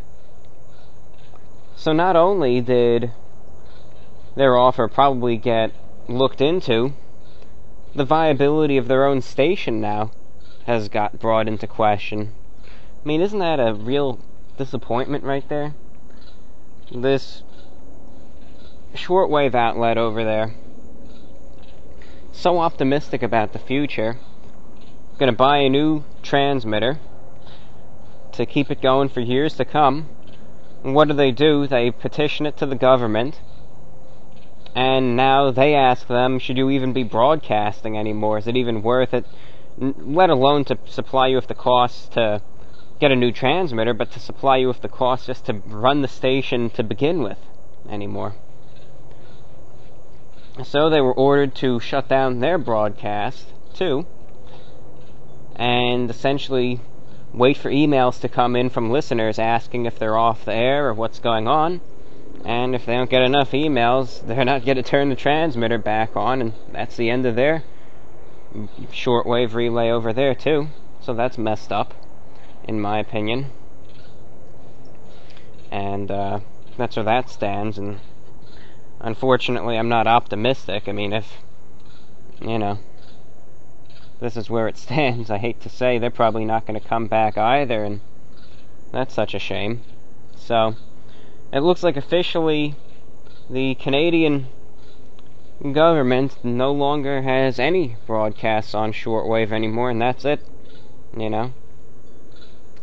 CBC, Radio Canada, gone. Disappointing, truth be told. Now, Canada itself is not completely gone from shortwave, as there are two privately owned stations. There's still a broadcast that's 24/7 on 6070 kilohertz out of Toronto, Canada, and they relay a news talk AM station 24/7 for remote listeners. At least they're smart enough to keep it going on the air. And then there's a pretty useless station. I don't mean to say that, but if there's a station, I think out of Calgary, I think it is, that of all things broadcasts comedy shows 24/7 on shortwave. They're very low power, but I guess they target remote listeners as well. But it's a shame that the government broadcasters are gone now due to not even being able to fork over a couple bucks to maintain the transmitters. That's a shame. I used to be able to pick up the broadcast on 6160 to Newfoundland, and I would sit there at night, 'cause it would come in best at night. I'd sit there at night, it would be able to broadcast, it would come in indoors actually, and I'd be able to listen to it before I went to sleep every night. And the programming was great. I mean, I would listen to the CBC Radio 1 broadcasts, and then at night they would relay programs from Deutsche Welle, some news and international events. They'd even relay some Radio Australia shows too, if you'd believe that. And I was hoping this would be a little outlet for Radio Australia that you could still hear in North America, even when they left shortwave back in February, but tough luck. So that's where that stands. But you never know. You can keep your fingers crossed that enough people, especially in Newfoundland, Labrador, let them know. But after the complete disaster that happened with Radio Australia, it'll be a nice, pleasant surprise, but not a reality if they come back. And speaking of Radio Australia, for those of you who were long-time listeners, and you remember I'd talk about them quite often and their situation, the Australian Parliament, I guess you would call it, is still discussing things. They have a bill in the works to try and restore the shortwave broadcast. They're still having hearings about it and whatnot, and you know how all of that legislative stuff goes. It goes at a snail's pace, so we'll have to see. But I worry because the company that owns the shortwave site, Broadcast Australia, is getting really antsy to get this site off their hands, because right now it's pretty much, it's completely inactive. The transmitters haven't been in use since Radio Australia went off the air, and at this point they're just maintaining this site for nothing and paying a couple employees to, probably clean the transmitters and mow the grass and maintain the place, and it's for nothing. So they're thinking of selling the site, and if they do that, they're advertising it as pasture land, so that means it'll be sold with the intention of demolition. And if they sell it and get rid of their transmitter site, and then the government orders Radio Australia to get back on the air, that's going to be a real fun time right there. That's going to be lovely. I bet in the best case scenario that'll happen. They'll have sold the transmitter site, it'll get demolished, and some farmer will be using it for his cattle, and now they have to find a way to get them back on the air. Now they could use a relay station, but still, using their own transmitters is likely cheaper. So we'll see how that goes. Otherwise, when it comes to shortwave, I've been doing a lot of listening myself. I listen every night. I tune into Radio Kuwait every afternoon to get a Middle Eastern perspective on international events, and also enjoy some cultural programs, get better versed with how things are over there, and listen to some good music too. I've been listening to Radio Havana, Cuba every night. I actually diligently listen to them. I make sure to tune in on a nightly basis to usually 6,000 kilohertz, though their tropical band frequency 5040 is great too. But I really enjoy Radio Havana, Cuba. Their host, he does a great job. Ed Newman is his name, and he does a great job. I especially like it when he's on the air, because he's able to kind of broadcast in a serious manner, but he also has a sense of dry humor that he throws in some stuff like that in every broadcast too, so I enjoy that. But I've been listening. I really like the authentic Cuban music they broadcast in every show. I also really look forward to hearing their commentary viewpoints, which is the Cuban government's official position on current events, where they'll, give a government editorial on usually a current event in every show, and that's always really interesting to listen to as well, because it's really interesting to see their perspective on things, and then I'll reflect upon it and think, what do I think about that? Is it a little too far, or are they on to something here, or what?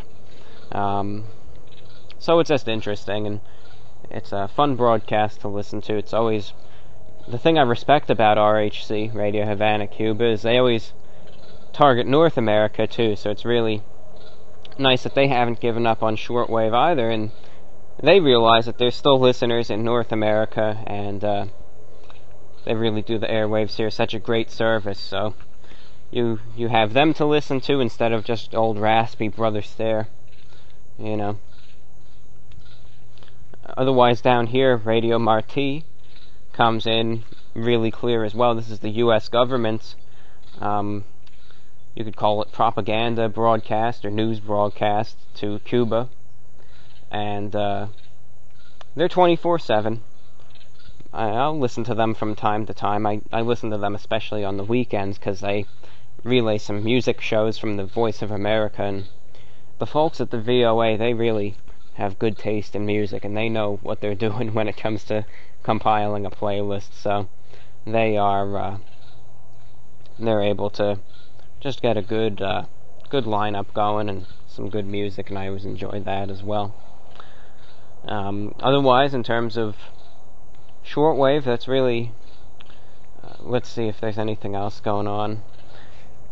All India Radio is, they haven't given up on shortwave either. They, for a time being, in 2015, some of the higher-ups debated actually getting rid of their shortwave services completely, but after internal debate, it was understood that in a country especially like India, shortwave still had high listenership, and they decided to continue on broadcasting as usual indefinitely. And in a little positive twist, some good news from them, they have decided to install and order 2 additional shortwave transmissions to increase transmissions, of course, to Pakistan and Afghanistan as well. But still, the fact that they're utilizing shortwave still is a sign that at least their heads are in the right place and they understand the importance thereof, especially, of course, in a region like that, though. I know that there are many listeners over there in that part of the world, and you know, it's one of the areas where it's still viable. I mean, over in the U.S., of course, most listeners on shortwave tune in for either as a hobby or to get to hear alternate programs, but you know, I do enjoy, but listeners elsewhere, of course, tune into shortwave broadcasts as a necessity. With that, ladies and gentlemen, we'll move on to the mailbag program, where I read and respond to listener letters. This is VORW, the voice of the Report of the Week. Alright, this is the fan mail segment, the mailbag show of the VORW program. Standard disclaimer. I cannot guarantee that your letter will be read or responded to in this program. I've gotten a massive influx of letters, and due to time limitations, I have had to impose a quota of letters. Oftentimes I'll read or respond to roughly 20 letters each program, and that's that. So please understand that when you write to this program, I cannot guarantee you a verbal or written response. Do note, however, that your letter will be read by my eyes, so it's not like I'm just going to delete every letter that I see. I read them, but just due to timing, I cannot guarantee a response to them. So please keep that in mind when you write in. As I always like to say, when it comes to writing into this show, write in with the expectation that you're not going to get a response to your letter. You know, I think that's the best attitude to have, because some people, you know, you could write in and put all this blood, sweat, and tears into it because you think you're going to get a response. And then when you don't, of course, you might be upset naturally. So I say that outright so that you know.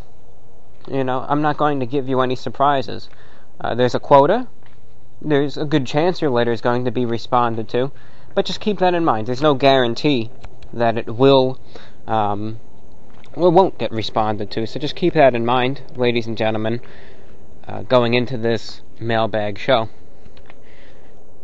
If you have any questions, comments, statements, stories, or anything you would like to write to me to be included in the next show, you can send me an email at repweekinterview1@gmail.com. That's repweekinterview1@gmail.com. That's the best way to reach me. repweekinterview1@gmail.com. If you have any reception reports, statements, or music requests for the VORW radio show, please direct your correspondence to vorwinfo@gmail.com. It's best that we keep those two separate in order to consolidate things best. So, that's where that stands.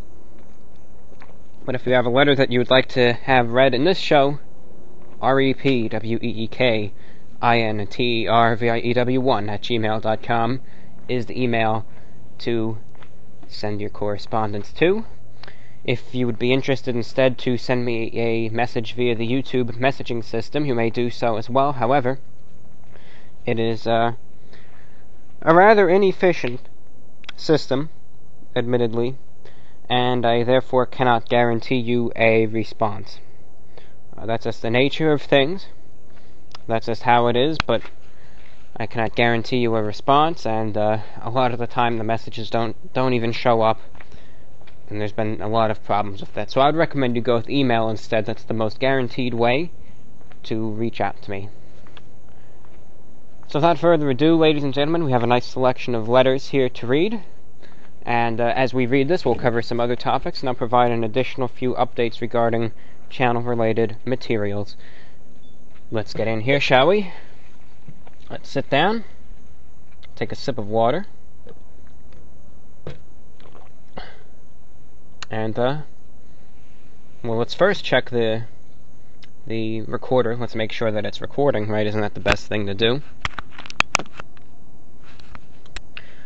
It is good. Alright then, so let's check this out. Our first letter.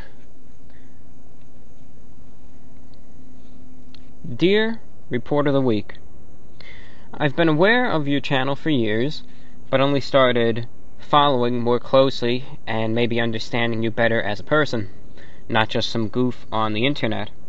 In my quest for understanding, I began listening to your VORW broadcasts on YouTube and was delighted to hear that you are an avid shortwave enthusiast. I was introduced to shortwave by a friend that I sadly am no longer on speaking terms with, but the memory remains of the mysterious broadcasts seemingly being beamed in from light years away. On the subject of shortwave, I am curious if you've heard of an album released in 1997 by the objectively fantastic British record label Erdile Discs, entitled Recordings of Shortwave Number Stations by the Connect Project. Erdile has released all of their music for free to prove a point about commercialism. I was wondering if you have heard the album, and if you can comment on the concept of number stations and your opinion on their supposed existence. Best wishes, take care, from T.A. Thank you, sir. To answer your question, I of course have the Kone Project, very famous, well-known piece of audio. And what it is, for those of you who don't know, it is a session of radio recordings of shortwave numbers stations. And I think we all know what number stations are. They still exist today. Some people think they're a Cold War relic, but they're still around. Those are those, and you don't even need to have a shortwave radio or even any sort of understanding to know what these are. Those are those radio stations that you might see people posting about, or you might know of, that mysteriously sign on and read the random numbers and seem to have no explicable purpose. Now, I don't think there has ever been an organization that has come forward and said, hey, yeah, we're the guys in charge of that number station over there, yeah, this is what we do, and, yeah, you got us, you figured us out. I don't think that has ever happened, and I don't think that ever will happen. But, given a lot of circumstantial evidence, I think people can pretty clearly guess what the purpose of number stations are.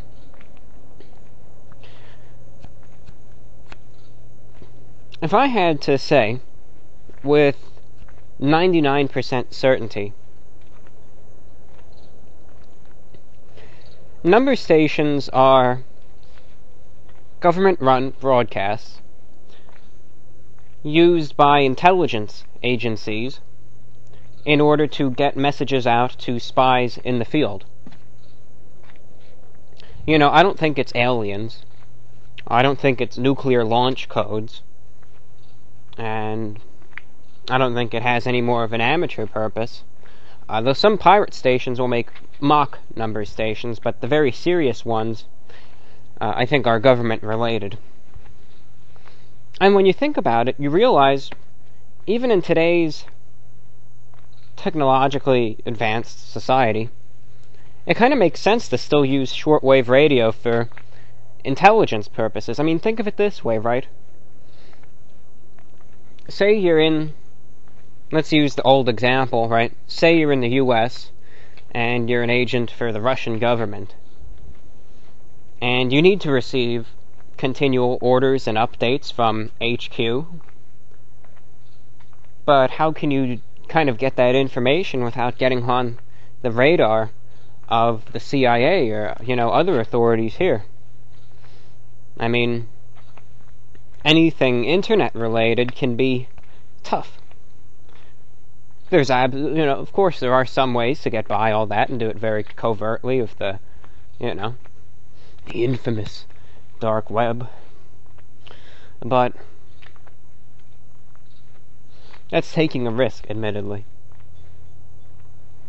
Shortwave radio, though, they can send out a message as long as you have the codes and you know what it means.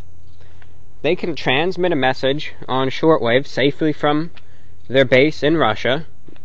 You know, everyone could know where the transmitter is, but who's going to do anything about that? So it's safely in their territory. They can beam it through the atmosphere on shortwave frequencies. It'll land down the signal all across the entire US. And all you need to do is, they can beam it at a late night hour, 2 a.m. Have your shortwave radio. Just sit inside your house or your apartment, listen with headphones on. There's no way to trace down your radio.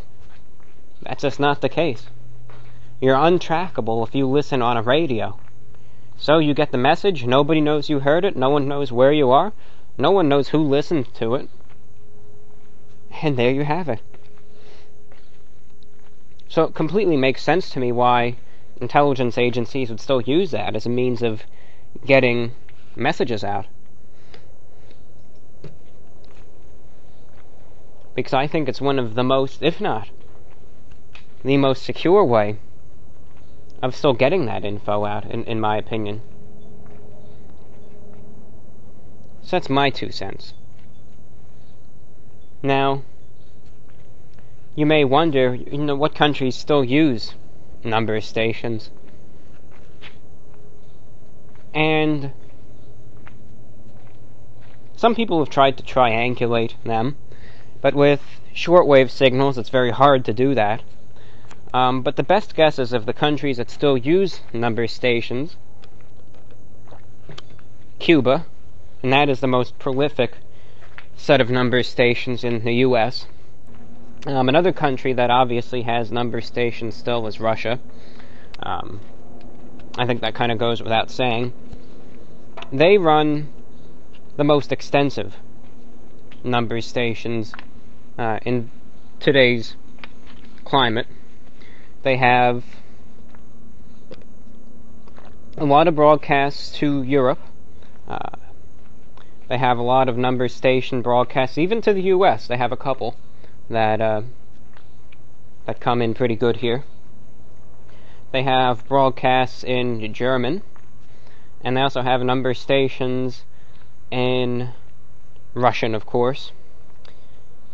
And they even have a number station in Spanish, too. Would you believe that? They even have one in Spanish. It's probably to Mexico or maybe to Cuba, who knows. Or parts of the western US, one or the other.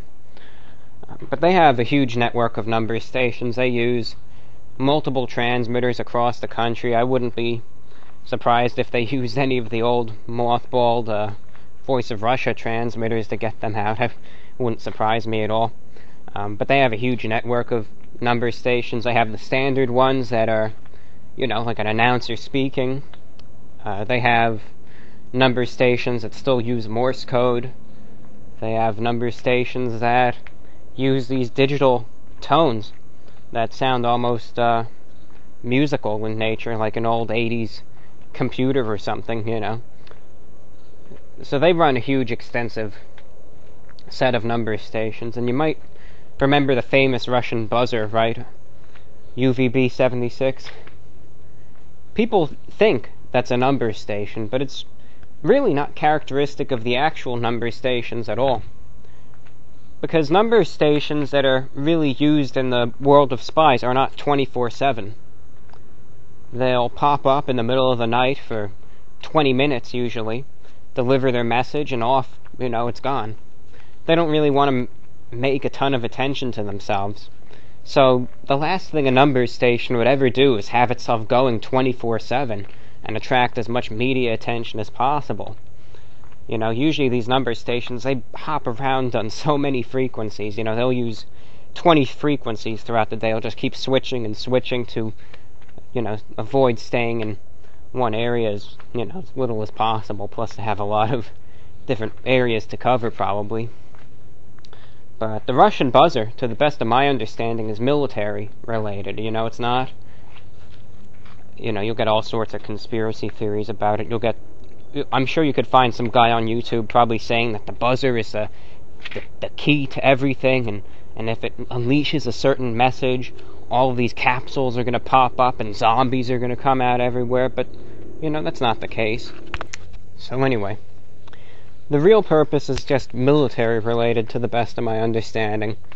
That it's mostly used, the buzzing tone is used 24 hours a day to keep the frequency occupied, so that any people tuning around know that there's something broadcasting on this frequency and not to transmit over it. And the messages are just coded orders, I think, down the Russian military chain of command. Anyway, the other countries that still use number stations for the most part, China, of course, North Korea, South Korea, Vietnam, Taiwan, who else? I think there's others. Israel, I think, still has one. France uses one still. I know I'm missing a couple, but that's what I have for you there. I could go on and on, but I want to get to the next question, so thank you for your inquiry. Greetings. I figure I'd try my luck again with this email. I had a fashion question I was hoping you could address. What are your opinions on bow ties? I don't recall ever seeing you wear one in any of your videos. However, when one looks at classic pictures of cocktail parties, bow ties seem to have been part of a well-dressed man's outfits in formal settings, in so-called black tie events. It seems that in modern times people wear bow ties in more casual settings with more outlandish designs. Do you ever wear them, or have any feelings one way or the other? Thanks, as always, for your insight. Best wishes from Stefan. Thank you, Stefan, for your letter. To answer it, let me just first make sure the microphone's still going. Sorry to keep checking, Okay. The bow ties, I have a few, and I have worn them a couple times, but admittedly I'm not a big wearer of bow ties. I'm just not. That's just not my personal style. And in terms of black tie events, this is interesting, but I'm really not a big fan of black tie. You know? I'm just not. I don't know why. I always prefer, you know, I would rather, instead of black tie, just wear, you know, a morning suit, if you know what that is, or wear, you know, a wing collar, necktie, and a frock coat instead. I just prefer those looks to black tie, and I'm just not a huge bow tie person. You know, if I would wear a bow tie, for one reason or another, just my own preference, I really wouldn't wear it in the modern setting. Even black tie, of course not, you know, in today's fashion, I'm just not a fan of it. But I would probably wear it with a very stiff, detachable wing collar, or I would wear one with the complete stand-up collar, and that's a very early 1900s look, but that's what I would wear it with if I were to wear a bow tie. So that's where I stand on that. Bow ties in itself don't bother me. They're just not my thing, that's all. You know, just not my thing. But if you want to go bust out the psychedelic kitten pattern bow tie tomorrow, go for it, bust it out, and wear it proudly. Thank you for your question.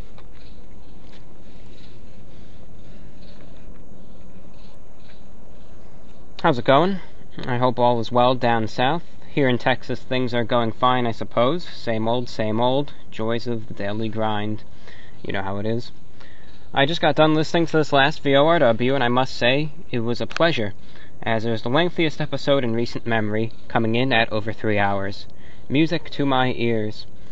It was great to hear you in high spirits, and I was pleased to hear your trip back to the Big Apple went so well.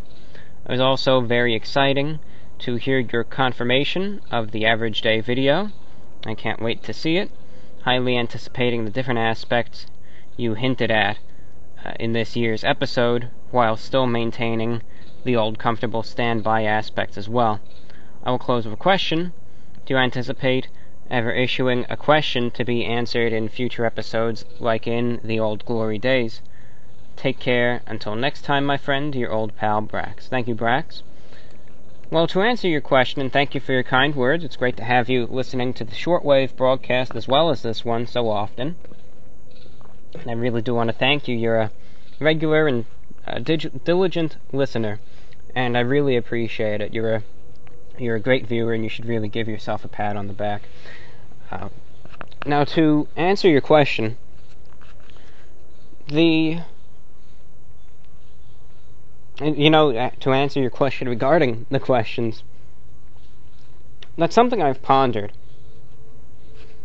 And if I do it, it'll be in the next VORW. But it's something I'm trying to debate about, and I'll explain why.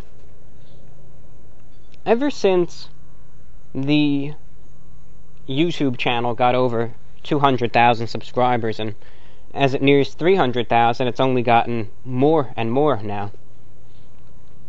The amount of emails that I get to the Rep Week interview address is insane. You know, it used to be like 1 email a day, right? 1, maybe 2 a day max. Now I wake up, and just in the time I was sleeping, there's sometimes as many as 24 emails there. And it's a mixed bag, I'll tell you that. Sorry, you get a mix of everything. There's so many scam products. These people trying to pay me to give a good review of their stuff. I mean, you had some guy who sent me an email the other day trying to get me to make a video advertising a product to help high school kids with their homework. And I review food, and you know they send that out to every channel that calls itself a review channel. You know they do, but I get dozens of emails like that a day usually. So many that I have to throw out. I get offers from podcasts and small media groups that want to talk to me. I get letters non-VORW related. I get spam and troll messages every day. And then I get VORW letters mixed in there as well. And as I'm reading this, mind you, I have to highlight the letters for the VORW show out of the chaos, you can say. So it's tough, because of course asking a question is going to prompt more people to write in. And with that, it's only going to make, for better or for worse, I don't mean this in a negative context, mind you, this is just a situation. It's only going to make the state of the inbox even more chaotic than it already is. So I need to put a lot of thought and consideration into it. I'm not getting rid of the fan mail segment no matter what. That's not going to happen. But the influx that would happen with a question, would I be prepared for it or not? I don't know. I always extend an open invitation for people to write in with their questions or comments on the show, and that's that's doing fine as is. So I don't know, I need to still put some thought into that, you know.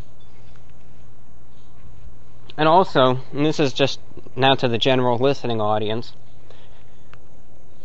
some people will write in, not VORW related, and ask for a response. And given the state of things that I had just described and the amount of letters I receive, a lot of the time I cannot give a written response. But I want you to know that I read every email that I get. And I think to a lot of people, it might seem like if there's no response to it, I never read it to begin with. But if you send me an email, unless it's something terribly offensive, I can see that from the title or whatever, I'll open it up and I'll give it a read over and I'll look at it. So don't think that your letters are going to nothing. I may not have the time or schedule to respond, but, I'm still seeing them. Okay. But that's where that stands, so thank you for letting me know there.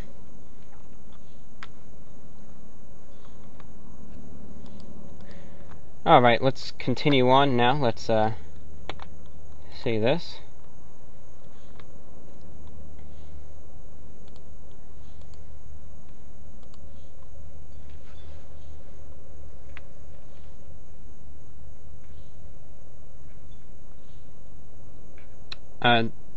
This is a condensed letter from Megan, who asks if I had ever considered making a Twitter account. Said that I know you are on Reddit, but I've tried to use that site and I have no idea how it works. But do you have a Twitter? I do have a Twitter account, and I've had a Twitter account for well over a month now. It is twitter.com/TROTW official. And that acronym at the beginning stands for the Report of the Week official. So it's TROTW official. That's one word, no spaces or underscores or any of that. TROTW official. And I figure with Twitter, it's the most innocent of the social media sites, for the most part. The concept of tweeting is something that doesn't appeal to me, I admit. It's, it's something it just doesn't appeal to me. I'm not, what do they call it, a serial tweeter? Is that even used? I don't know. I don't know, I'm just not one of those people. I mean, I was looking, sometimes what I'll do every now and then is I'll search on Twitter, Shortwave, and I'll see if any people tweet anything about shortwave radio. But that's all I ever do, and from time to time I'll only use the Twitter for channel-related stuff. But I'll provide little updates about the channel, and I'll, kind of make little jokes and stuff on it, and have the videos posted on there. But, otherwise I'm naturally not a Twitter person, but I'll have some fun with it every now and then, but I'm not a huge Twitter person. I was looking the other day, I was searching for Shortwave on the Twitter, and I came across this account from this guy in Missouri. I think it was St. Louis, Missouri, if I'm not mistaken. And I guess he listens to Shortwave because I found him out by a picture of his radio or something. He was tuning around and listening to some international broadcast. And I checked his, this is one of those people that takes Twitter really seriously.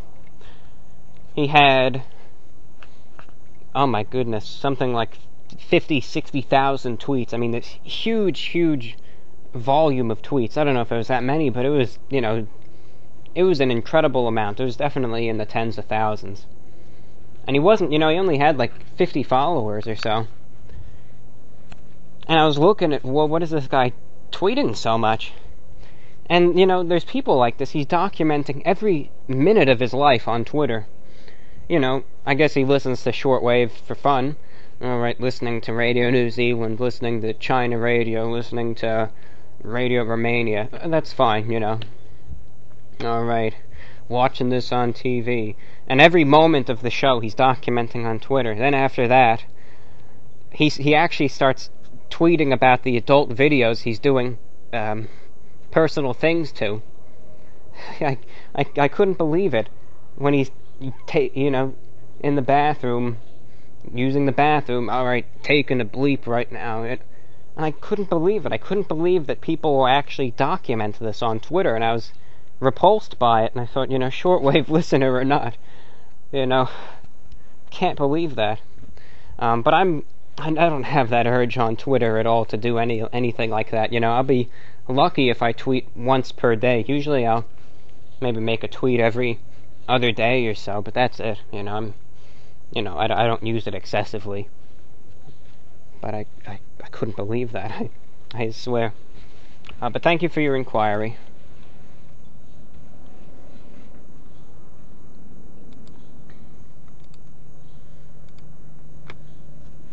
Dear Review Bra, my name is Jory. I hope I pronounced that right. J-O-R-I, Jory, from Connecticut. And I'm writing in to, first and foremost, let you know how much I love your channel. I'm a big fan, and I did a painting of you that I will attach to the end of this email. My question is, do you have any advice for being more independent? How do you learn to appreciate and value alone time and keep occupied? All the best, from Jory. And thank you first and foremost for your painting. I really appreciate it. Thank you for all the time and effort that you put into that, and I always try to be very appreciative of those who make fan art, because I say this in every show, but my artistic abilities are nothing. And for someone to devote that time to make something like that, thank you. I really appreciate it. So thank you for the work you put into that piece. Well, one thing that I've realized on how to value or make the most of solitude, it comes down to your personality type. And what I mean by that is introversion versus extroversion. Are you an introverted person or a more extroverted person? Because I hate to say it, but that really already sets the scene for how one will deal with solitude. If you're introverted, and there's all sorts of, it's not just a big blank slate or anything. There's all types of, introverted and extroverted. You have people who are extroverted to the point, like I just mentioned, of that guy on Twitter, who have to share with the world every second of what they're doing. And then you also have people that'll, go out and socialize a bit, but not to that extent. And same thing with introverted. You have people who will go out every day and do stuff, but might be a little shyer. And then you'll have people who don't leave the house. So there's always different degrees to that, but first, examine yourself, because everyone is different. And look and say, well, what am I? Am I introverted or am I extroverted? Now that'll determine a lot. But the best way, I think, no matter how you may be, and this is really a universal type of thing, use your alone time, think of it like a period of rest, right? Look at your day-to-day schedule and everything that you do during the day, and think of it as a well-deserved rest. Think, I can finally just sit back, relax, whatever it is. Take a nap, read a book, look outside, listen to music, whatever it is. Listen to the VORW radio broadcast. That's a joke. Whatever it is. Just enjoy the silence. Think of it, I can do this. I deserve it. I can just sit back, relax, and enjoy this today. I can finally just take a break from the hectic life. This is my rest time. And if you look at it like that, instead of saying, all right, I got 2 hours to kill and by myself here, and what am I going to do? If you look at it, hey, I got 2 hours to just kick back and relax. A simple change in ideology, as corny as it sounds, it can actually help a little bit. It really can. Mindset is such an important thing, and it's something that some people underestimate. But that's one thing to do in that way, to try out, in a sense. And then it all depends, again, on how introverted and extroverted you may be. For me, when I'm, inside and everything, in a way I feel more comfortable than I do outside. So for me, it's personal comfort that it really comes down to, and that makes it a lot easier for me because that's someplace that I want to be. It's not like I'm just forcing myself to do this. It's an ideal situation. So again, it all comes down to mindset and how introverted, extroverted you may be. Again, thank you so much for the piece of fan art. It will be proudly displayed in this show, and thank you for your question as well. Hey, I'm Adam Sanchez. I used to be friends with you in middle school at Oakley Green in 6th grade in Portland, Oregon. And I'm sorry for the way me and Timmy used to treat you, and I'd love if I could see you again. I still live in Portland. You can send me a message, and I'd love to get in contact with you. Maybe to hang out and apologize face-to-face if you'd be interested, and you could also email me. Thanks. Well, thanks. Thanks, Adam. Yeah, I remember those glory days over in Oregon there, and, how I magically ended up there, I'll never know, but, yeah, those are some good days over there, and I forgive you, I forgive you, Adam. I do. So thank you for your honest apology. However, with Timmy was, he was a bit of a different story. I forgive him too, but as long as he cuts it out with a screwdriver, then you know what, you're fine, and don't worry about it, okay? So thank you, and, I've been thinking about that a while, and, thank you for clearing that up and mending that relationship, because I just kept thinking back to Oakley Green in 6th grade in Portland, Oregon, and, those were some wild times, I'll tell you that.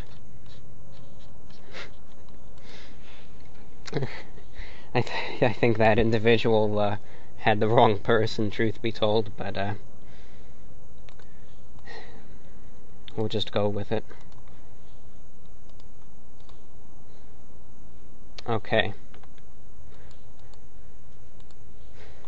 I hope whoever he was talking about, I hope they mended their relationship, but it certainly wasn't me. I've never been to Oregon. Actually, I've never visited there. Heard it's a nice place to visit, but I've never been to the Pacific Northwest. Been to California, but never Oregon, let alone Portland.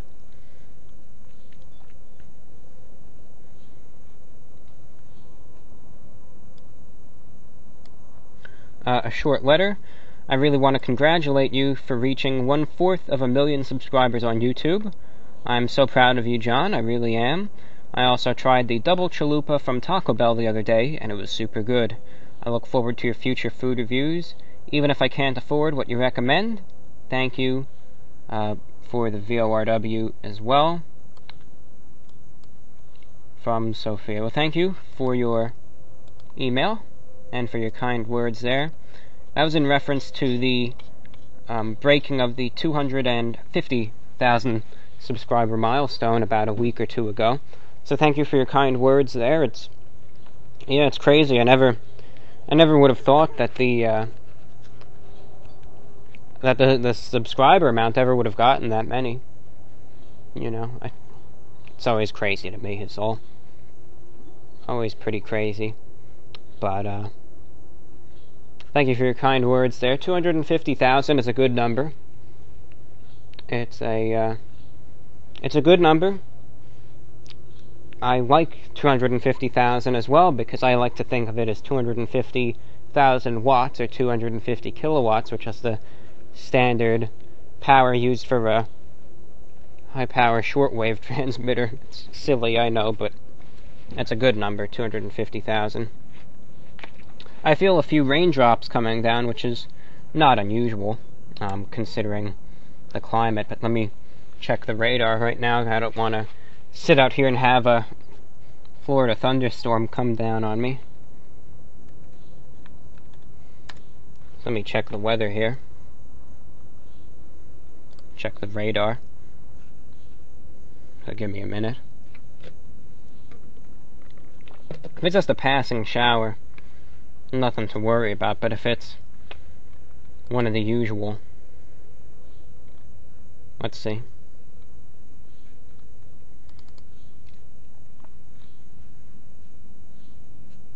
Okay, this is fine. This is fine.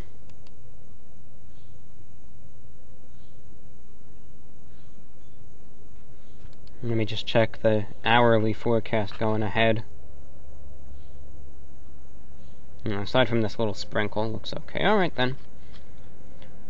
One thing that I really like about the Florida weather, as a matter of fact, is I like the thunderstorms. I actually do. It's one of my favorite times of day, because for those of you who I'm sure are well aware, in Florida, because of the fact that it's a peninsula, and you have the two bodies of water on either side, and it could be very warm on land, you get thunderstorms every single day. And I like it. I mean, it's one of my favorite times of day when there's a thunderstorm. I love sitting there and just watching it come down, and the rain will just pour down, and you'll get the thunder too, and, you know, it's so refreshing. I like how the rain just kind of falls more gently down here, it seems, than it does in more northern latitudes.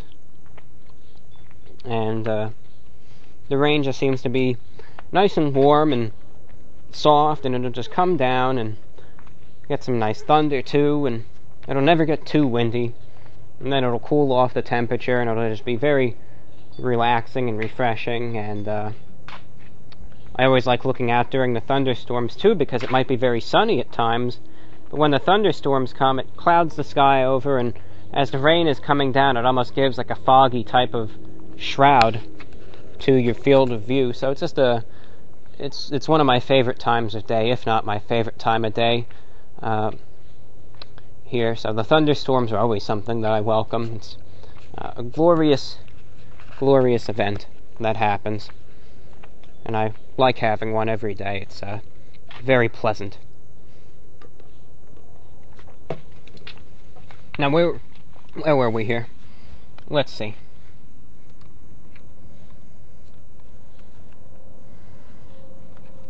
This next letter comes from Sam in Texas, a condensed piece. He has 3 questions. Question number 1. These are in regards to the average day video. Do you usually wake up in the middle of the night and treat it as it were a day, or was this some sort of exception? Well,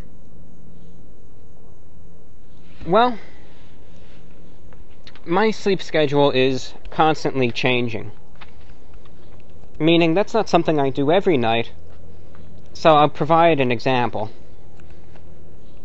The reason why a lot of people can maintain a single sleep schedule is because many people sleep for 8 hours, right? Sleep for 8, stay up for 16, and you're going to end up finding yourself going to sleep at the same time every night for the most part. But if you sleep for 9 and stay up for 16 hours, you're going to find yourself now changing your sleep schedule even by a minuscule little bit.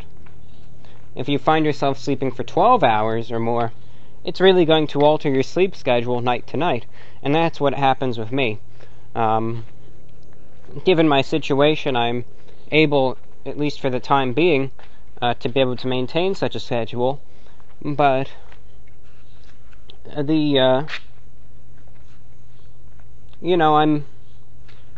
for instance, I'll provide an example. I think that's the best way to illustrate a point. Let's say one night I go to sleep well, let's just use the example set forth in the average day video, right?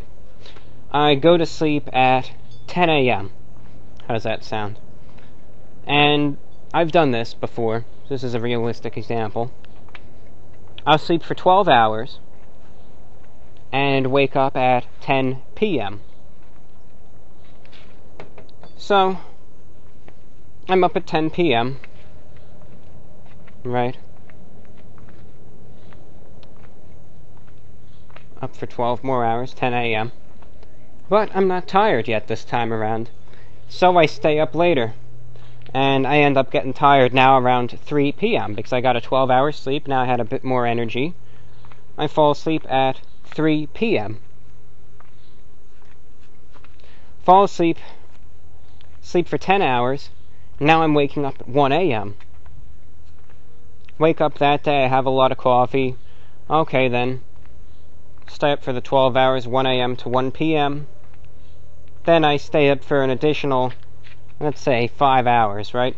Now I fall asleep at 6 p.m. And I sleep this time just for a standard 9 hours. Wake up at 3 a.m. And you know how that is. Now you can see, just a few days before, I was waking up 6 hours earlier. Now it's already 6 hours later, and instead of waking up at 9-10 p.m., I'm waking up at 3 a.m.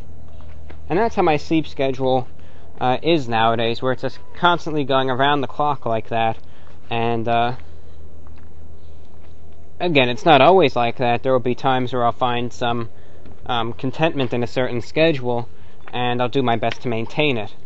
And, you know, observe that one schedule. But that's how it can fluctuate like so. So, for instance, nowadays, I find myself going to sleep around, let's see, you know, I find myself going to sleep around, let's say, 9 a.m. or so, 9-10 a.m. And I find myself waking up around 7 p.m., 6-7 p.m. But it's subject to change. It is subject to change. Keep that in mind. Your second question, can you explain your tie situation in a little more detail? Well, the only thing about it is really, there's just no room, that's all. You know, if I just really can't have a tie rack in that situation, so I just have them in a drawer. But once I expand, have an apartment or whatever, then I'll get a tie rack, or maybe hang them up on the wall or something creative like that, and that's no issue there, it's just a temporary thing. And your third, how did this worldwide radio niche develop for you? And if you wanted some background music, couldn't you just use Spotify or other apps to listen to music or podcasts you may enjoy? Well, it's personal preference, you know. That's all. It's you know, it's just what I prefer. I enjoy the content you hear on shortwave radio, so that platform already is something that I enjoy, because the content that I like to listen to is there. So that's one reason. And number two, it's just personal preference, you know. Some people, for instance, still listen to sports games on an AM radio. Some people watch it on TV. Some people stream it. You know, some people see it in person. Why don't they all just do one thing? Well, certain people, you know, they just have certain preferences. That goes really to anything. So my personal preference in terms of that, I just like listening to shortwave radio. I like the analog audio quality and the way the signals can fade in and out. I like the programming, and to me, in some ways, it's also easier for me than searching for podcasts. I mean, think of it this way, right? Say I wanted to listen to something about Slovakia. Well, I could sit there searching around online for something, and it might take a while to find the right thing, and I'd be kind of confined to, you know, my computer for the most part, because that's how I use the internet still on a computer. Or I can pull out my radio, extend the antenna, and tune to Radio Slovakia International. I can carry that around with me anywhere. To me, that's a lot easier, just given my own taste and preference, than hunting around on the internet for something, because it's right there. Alright, I'm feeling that. Maybe I want to hear something from Romania instead. I just turn the dial a little bit, and there you go. Maybe I want to hear the news from China. Turn it a little more, and maybe 10 seconds later, now I can listen to that. So, you know, that's why I listen to shortwave also. I want to listen to some Cuban music, can turn to Radio Rebelde out of Cuba, and there it is. So, it's also amazingly a little more convenient in some ways still. But at least for me, you know.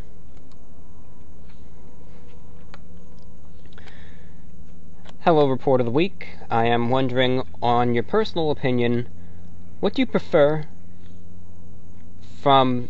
Or it's actually, do you prefer the iced latte out of Starbucks or the Belgian frappe out of McDonald's? Oh, the iced latte. I mean, really, I've tried both. I've tried coffee from Starbucks and McDonald's, and respectfully, I'm a Starbucks fan. I just am. That's just my preference. I'm a big Starbucks fan. I just like the drinks from there better. I admit that there is some quality differences from Starbucks to Starbucks, but some of them, at least the ones around here, do a good job. They do a fine job.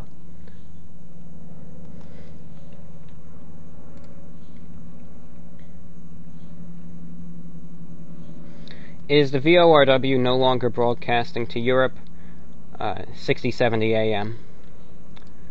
Sadly, it is not. I discontinued that broadcast a while ago, and the reason being, it wasn't even a listenership issue with that transmission. The reason being was a management issue, because the management, for some odd reason, started... And mind you, at this time, I was a paying client, okay? For some weird reason, the management all of a sudden, and I'm sitting there giving them money to broadcast my shows, they stopped replying to my emails. And they stopped even corresponding with me, and they stopped broadcasting my shows. And I kind of thought to myself, what the heck is this? What's going on?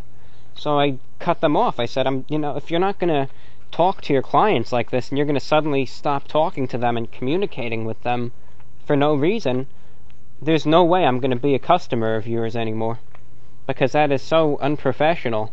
I'm not going to put up with that. So that's why I stopped the broadcast on 6070 to Europe. Then I resumed it using a different transmission provider, WRMI, out of Florida here, on 11580 kilohertz. But there was a signal quality difference, and this broadcast, for whatever reason, just wasn't making it in just as good as the other broadcast did. And as a result, there weren't a lot of listeners. You know, I'd be lucky to get 1 or 2 emails from that broadcast a week, and that's, you know, that's just not enough to justify paying for that service. So I stopped that.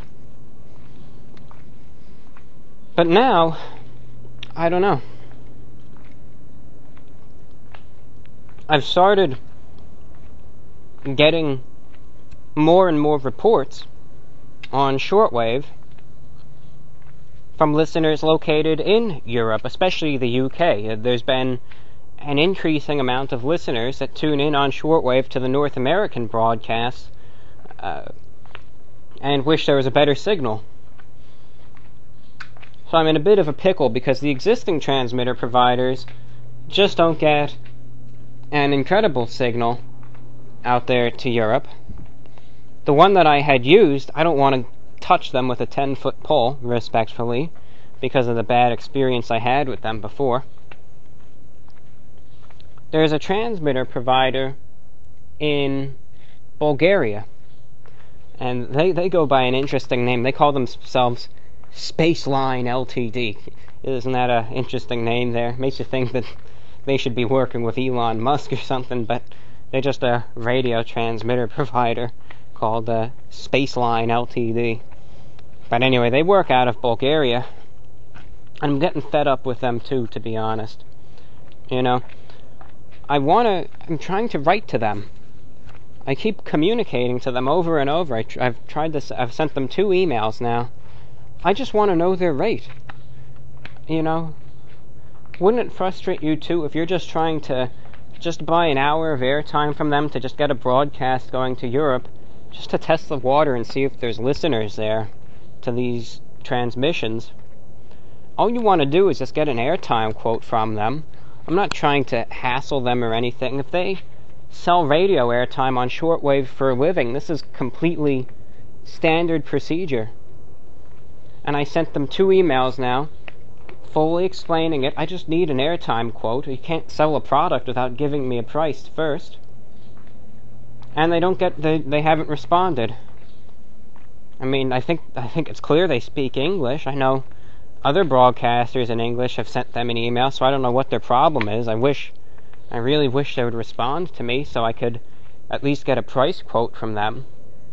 You know, I don't know why all these broadcasters refuse to serve me. So I really wish they would respond to me, but you know, the status of broadcasting to Europe is in limbo now, because the transmission providers that are professional enough to respond to me, you know, their signals just aren't beamed to Europe and aren't meant to get there. And the ones that can get to Europe refuse to even talk to me. So it's a bit of a pickle. I don't know if there's anyone out there that speaks Bulgarian. Maybe you can send them an email and say, you know, why aren't you responding to them? I don't know. I just wish I could get a reply, that's all. Because I want to maybe try my luck if I can get a good price for it. And maybe try to have a transmission specifically for the UK, since there's, as I said, an increasing number of listeners there. Just to test the waters, you know, maybe if I can afford to do it, buy a month's worth of airtime and see what I get out of it. But that doesn't look like it's going to happen anytime soon, since I can't get a single email returned to me. So it's disappointing, but let's hope for the best there. So thank you for your question there, and let's continue on.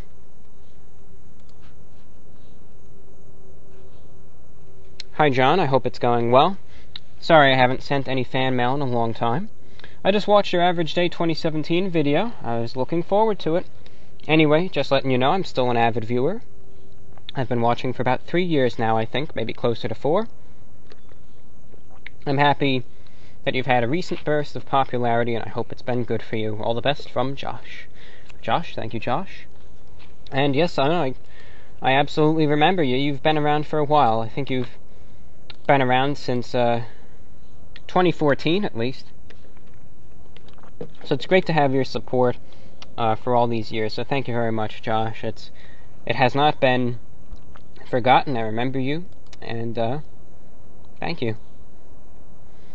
And our next letter, I remember you too. You're also a regular listener.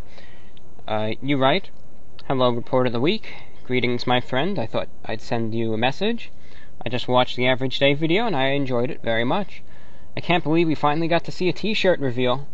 Also, I thought it was interesting that you mentioned RuneScape in a recent VORW. I had actually downloaded and played a bit of old-school RuneScape for the first time in many years, just a day before listening to that VORW. Definitely brought back some major nostalgia. Anyway, hope you're doing fine as always, and I'm looking forward to seeing what kinds of t-shirts and merchandise you have coming up. I might be interested in buying one. Thank you. Thank you for your kind letter there, and for all of your support throughout the years. The RuneScape is an interesting thing. It's something I do on and off nowadays. I was really playing diligently a while, and now I've just been doing it on and off, where I'll check in every day, and some days more than others. Now, I'll admit, and this is going to take some people off guard, but I originally made my first RuneScape account and played a lot back in 2009 and 2010. That's when I spent the most time playing the game. You know, 09, 2010. And that's when most of my memories and familiarity of it comes from. So, the problem with old school RuneScape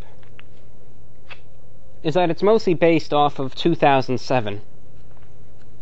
And that was before I started playing, so it's a little too unfamiliar to me.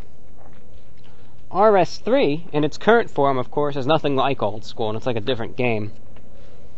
But what I've done, and I know it'll make some people probably cringe, but that's fine. You can do what you must to react appropriately. What I do to feel most comfortable playing it, because everything that I've ever really accomplished in the game is in RS3, I play RS3, but I use the legacy combat system, and I use the legacy interface, and in terms of graphics I have it set down to low quality, and that does it for me. Now when I play it, you know, it feels back at home like how I used to do it back in 09 or so, and that feels like the most in my comfort zone when it comes to that. You know, it's very easily navigable, and it's very familiar to me from when I used to play it the most, and so that's how I do it nowadays. You know, I don't need the fancy graphics or the new system or anything. I just use the legacy modes and the low graphics, and that's my own little adapted old school mode. Okay, let's see what other letters we have here. Another letter titled Just Another Piece of Fan Mail. I decided to write to you on this summer evening after watching the Average Day 2017 video countless times, honestly. I find it incredibly soothing, and I appreciate your willingness to share parts of your life with complete strangers. Ironically, I first discovered your YouTube channel last year on a forum filled with hatred and negativity, not entirely, but often present, and while I do not know much of your goings-on, I notice that you seem to be experiencing some tough times in regards to harassment and the like. It's a terrible thing, especially when it's directed towards someone who seems so genuine and non-judgmental. I've seen various claims regarding your support of certain ideologies, especially very racist ones, but I refuse to believe them. On paper, you and I are quite different, but there's an indescribable commonality that I think you and I share. I've recently fallen on some tough times myself. I am unemployed and mounting debt, and at 31 years of age, it is difficult to see things getting any better. Your videos are often a great joy to watch during these trials and tribulations, and I will continue hanging on as you do as well. Feel free to read this in one of your VORWs, and I'm going to try and catch the Shortwave broadcast this Thursday as well. I have a song to request. Thank you for all that you do, from Will. Thank you, Will, and thank you for listening to the Shortwave broadcast as well. You can see there are many listeners that listen to both, and double dip, as they say, and that's most welcome, of course. You can consume as much or as little content from this channel as well as you'd like, you know. And thank you for your kind letter, and no, absolutely, you know, a lot of the claims that, you know, you'll see people making about my ideologies are nothing more than trolls. You know, you see people, I mean, they put up these quotes, you know, where they'll put a picture of me up, and it'll be some thing telling me, you know, some quote about how I feel certain people should be killed for their beliefs or something outrageous like that, and it'll have no attribution whatsoever. Some guy just stole the quote from somewhere or typed it up and said, "From Review Bra." And people will see that and they'll actually think that that's what I believe, you know? So a lot of that started back in 2016, as a matter of fact, when a Canadian troll on 4chan started a campaign to try and portray me as this neo-Nazi extremist. And that's not me. You know, that's not me at all. I try to be as understanding as I can of everyone. And, you know, I'm absolutely not that person that, you know, people see in those memes, you can say. You know, and when you actually really go down in the rabbit hole, and you try and look at the source of all these alleged quotes and things, you know, where someone said they met me, you know, on a night walk, and I went and actually tried to kill a black guy, and some people actually believe that. Would you believe? Isn't that incredible? You try and find the source of it, and what? It comes from a 4chan post, you know, and that's it. So all of that just came from trolling about a year ago, in an attempt to really get to me. And, you know, it bothered me for a bit when it really got more personal, into the stalking realm, but, you know, you learn from your experience, and you adapt and overcome. And that's what I've tried my best to do. And as I like to observe things, I try to be as non-judgmental as I can.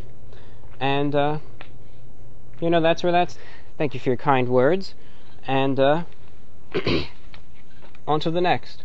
We have a couple more left, and then we will look at statistics and we'll wrap things up. You're listening to VORW, the voice of the report of the week, heard on YouTube. If this is being relayed on shortwave, in the off chance that it is not by my own doing. However, reception reports that are legitimate can be sent to vorwinfo@gmail.com. You could also feel free to give the VORW radio broadcast a listen as well. The VORW radio broadcast is a weekly program heard every Thursday, repeated each Sunday. It is 1 hour in length and is a light entertainment program featuring a mixture of my talk and commentary as well as some music. In addition, the broadcast can be heard every Thursday at 6 p.m. Eastern on 9955 kHz shortwave, also simultaneously streamed on TuneIn, directed to South America.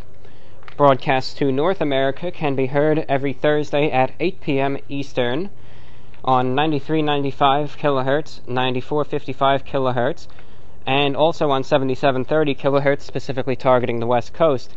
That program is also live streamed on TuneIn Radio as well. Shows are also heard every Sunday at 4 p.m. Eastern on 9395 kHz to North America, and also heard at 6 p.m. Eastern on 7490 kHz to North America, also streamed on TuneIn. You could also find programs on SoundCloud at soundcloud.com/VORW_radio_INT. Well, we have some more letters to read. If you are interested in submitting a letter to this program as well, your questions, comments, thoughts, views, and opinions are always welcome and most appreciated. You can send a letter to repweekinterview1@gmail.com. That's repweekinterview1@gmail.com. We have a number more letters to read, so let's do just that. A mere suggestion. Greetings, I'm a fan of your radio show and YouTube videos, and I notice that I sometimes want to try some of the foods you have reviewed, but I wouldn't know the amount of calories it could behold. Of course, I could quickly search the nutritional information, but I think it would be more convenient for viewers if you added nutritional information of the foods you eat in your video descriptions. There's no harm, no foul if you decide against this idea. They are your videos, and I'd love to hear your critique on this, though. Enjoy your day, from Gabby. Thank you, Gabby, for your suggestion there. Suggestions are most welcome. And I think in the next video I do, I'm going to try that. I'm going to put the nutritional information in the description, and I'll see how it goes. You know, what I want to see for the most part is if it is a noticeable change. And the best way to really notice the impact of it, first, not always, but first, bring no attention to it whatsoever and see if people notice it. So I think I'm going to try that out and see where that goes, but it's not a bad suggestion at all. I think the nutritional information of fast food is just as important in some ways as the food itself if you're health conscious. So thank you for your suggestion, and I'll try it out. You know, I will try it out. So thank you again.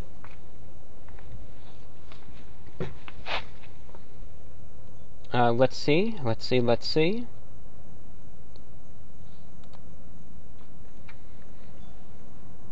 Random question. Have you ever just stopped eating for a while because you don't feel hungry? Or you just feel extremely empty when you see food? It's been happening a lot lately, and I just wanted to know if it happened to anyone else. I've lost some weight from it, but now since watching your food reviews, it has greatly increased my need for food, so I'm not nearly starving to death. You might have saved my life. Thank you so much. Well, thank you. Thank you for your question. You know, my appetite, not to that extent, but my appetite has decreased. Would you believe that? It has decreased lately, and I don't find myself eating much food anymore. I mean, I've actually, in the last year, despite only really eating fast food, I've lost weight. I've almost lost 20 pounds without really changing much. I mean, I just cut the sugar intake a bit, and instead of getting the white chocolate mocha from Starbucks, I get the vanilla latte, which has less sugar. And aside from that, I've just stopped eating as much. You know, and I really, you know, I never weighed a ton to begin with, but, well, you know, with some weight gone, my pants even drape a bit more than they did a year ago. That's not, you know, it's not bad, but one thing that happens when you eat less food is your appetite decreases, and I've noticed that myself. For instance, there was a time when I would go to McDonald's, let's say, and I would feel like I was so hungry. And I'd say, oh, you know, gosh, I'm so hungry. And I would get, let's say, for the sake of, you know, I would get a Big Mac, and I would get 10-piece nuggets and some fries and a drink. Nowadays, when I go to McDonald's, and that would be what would quell my appetite. Now, when I go, this is just my one meal a day, I'll get a double hamburger and a small fries, and that's it. And that's enough for me now. And it kind of, you know, if you're looking to cut down on your food intake for whatever reason, health purposes, or say you need to save money because sometimes it can add up, you know, just how it is. Food is a expense. It does eventually add up to the point where your stomach really shrinks in a way, and so does your appetite, and that's it. You know, that's how it is. So, we'll see. Eventually, I'm really cutting down on it as well, but to make some leeway for if I still end up doing this a couple years from now and my metabolism really shuts down, at least there's a little leeway there. But, you know, we'll see. Take it as it comes, right? Let me do something real quick. This recorder, since I have been going for about an hour, this recorder oftentimes has around an hour and a half of space per session.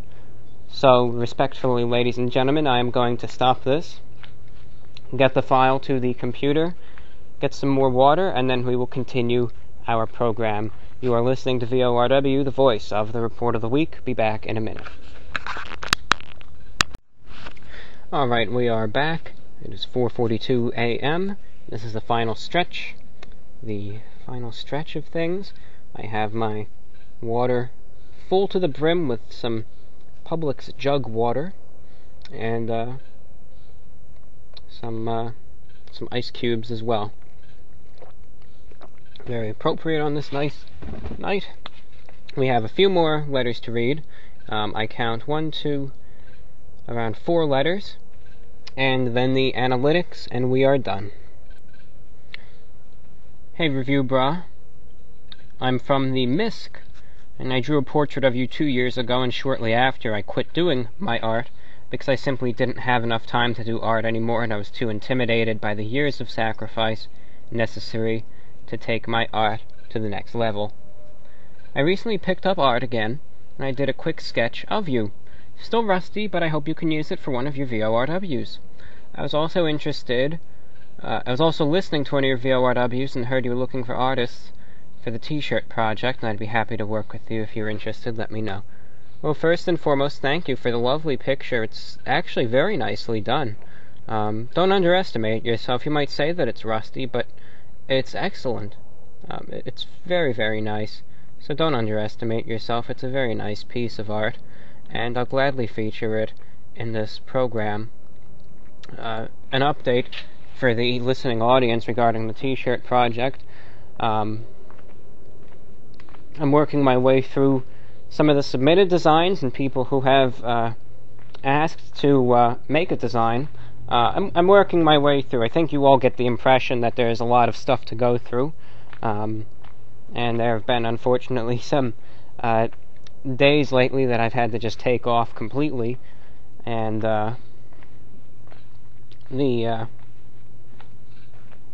you know, hope you can understand that.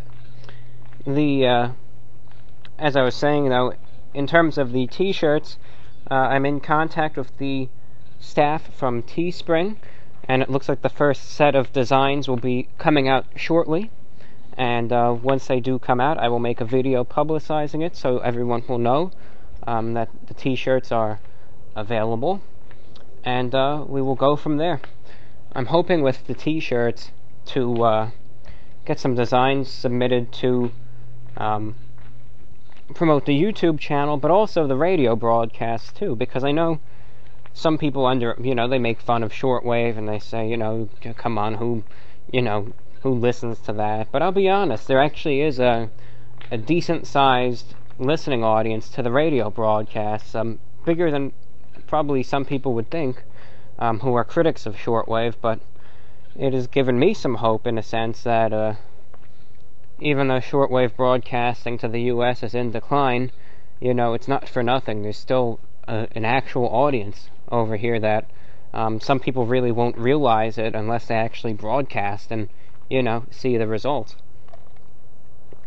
I might have said this in the last show, but I keep getting emails every week from new shortwave listeners, who listen on their radios in the U.S., and some people have been listening for weeks, some just discovered the broadcast, and there's definitely a good-sized listening base in the United States that still tunes to shortwave, Might seem like it's completely dead, but when you factor in the population, I think there's still enough shortwave listeners out there that I think these broadcasts are completely worth it on shortwave. While some stations may think otherwise in terms of their broadcasts, I see a very nice-sized listening audience here in the United States, so it's absolutely, completely worth it to continue these radio broadcasts full steam ahead for as long as I can do it for, really,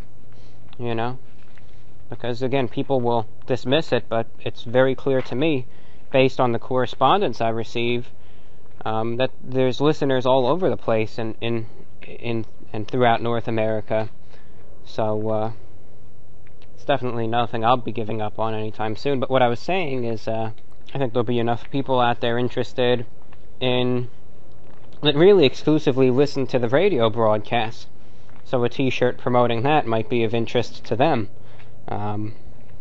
as well, so it might be good to hopefully have a design or two regarding that as well, but we'll see, it's still in the planning stages. Once we get that first batch of designs out, you can tweak it and you could add more stuff, as I would plan to do, and hey, let's keep our fingers crossed for a good rollout here, right? Okay. Thank you again for your lovely piece of art.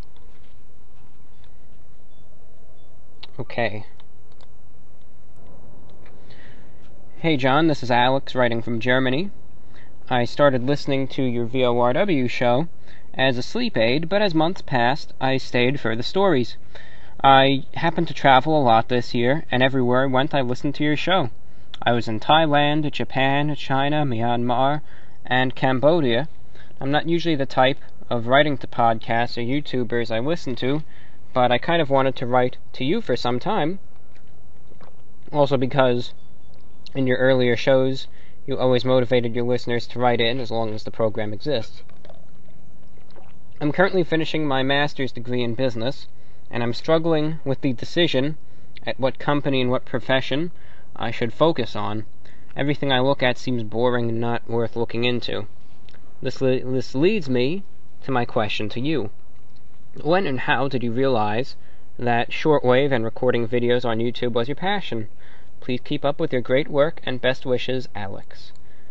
Thank you, Alex. Thank you for the kind words, and really neat to see that you do a lot of traveling.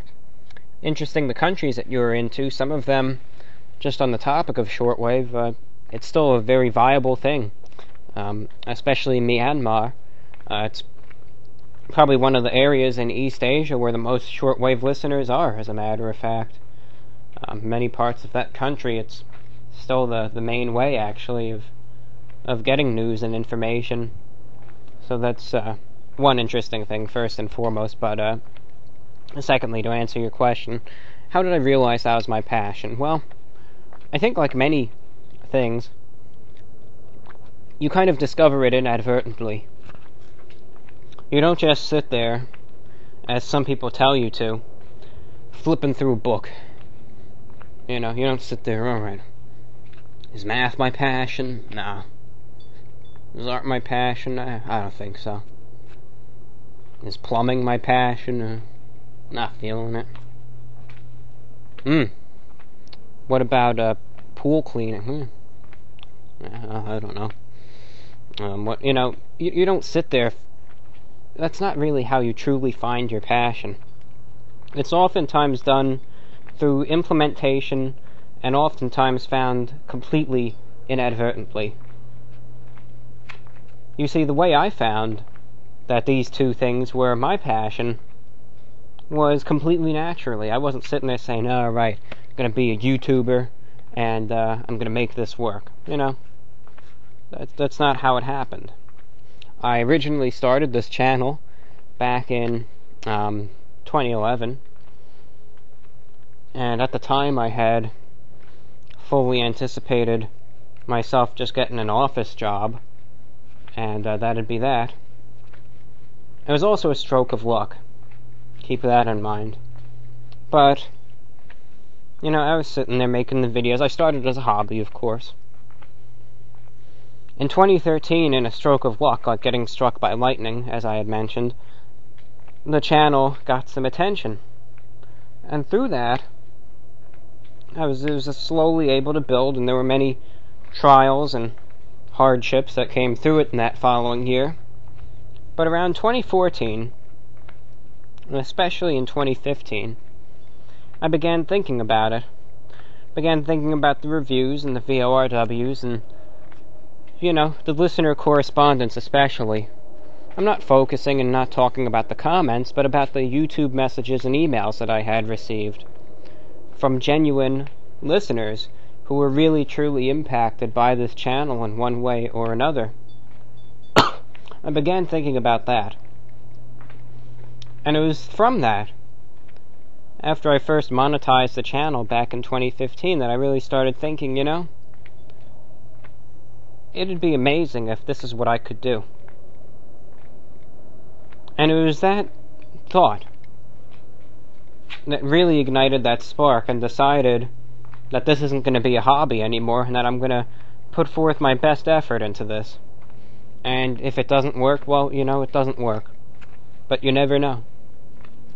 So it's, with that, from that experimentation with it, and being able to see, the outcome, and that's what really got me. I'm convinced that this is what it was that I wanted to do. As for shortwave again initially started out as a hobby, something that I really enjoyed doing, and as a matter of fact, it's a huge pastime for me today. I mean, I always have my shortwave radio anywhere that I go. I mean, I listen to it every single day for usually a couple hours, if, from all different things. Sometimes I'll listen to it diligently and I'll really pay attention, and other times I'll have it going in the background, but, I usually spend a lot of time listening every day. But that started out for me, again, as a big hobby back in 2013 and 2014. And starting in mid-2014, I remember, at the time I would take night walks, and I still do now, actually. That's a hobby or a habit, I should say, not hobby, that I've actually been able to get into again. But unfortunately, given the setting, I just can't really walk around through the streets with a microphone anymore because of the higher population. But I still was able to get, I'm still able to get some night walks in. But back in 2014, I would take these night walks, and it would be a time of reflection for me. I would think about life a lot back in 2014 when I would take these night walks. And one thing that I thought of a couple times was shortwave radio. Because I knew that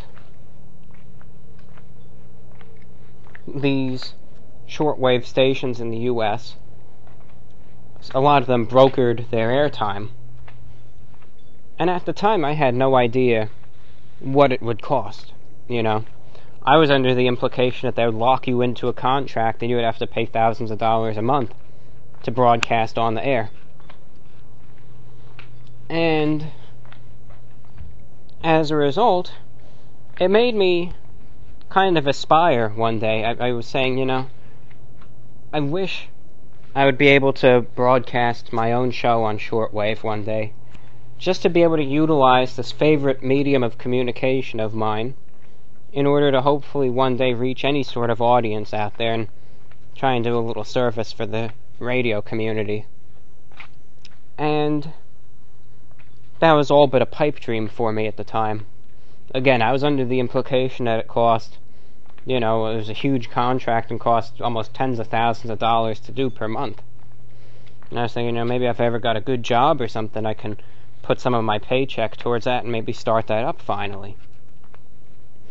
And it all first started out December of that year, just a few months later, when I checked the WBCQ website. That's a shortwave station that I still utilize, actually, right now, to deliver programs out there. But I checked their website at the time, back in late 2014.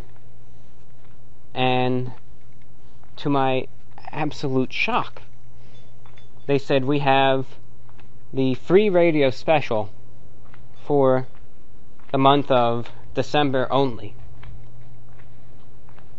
where if you purchase airtime during this month, we will give it to you for the incredible rate, I think it was $25 an hour. I think that was it. Might have even been lower than that.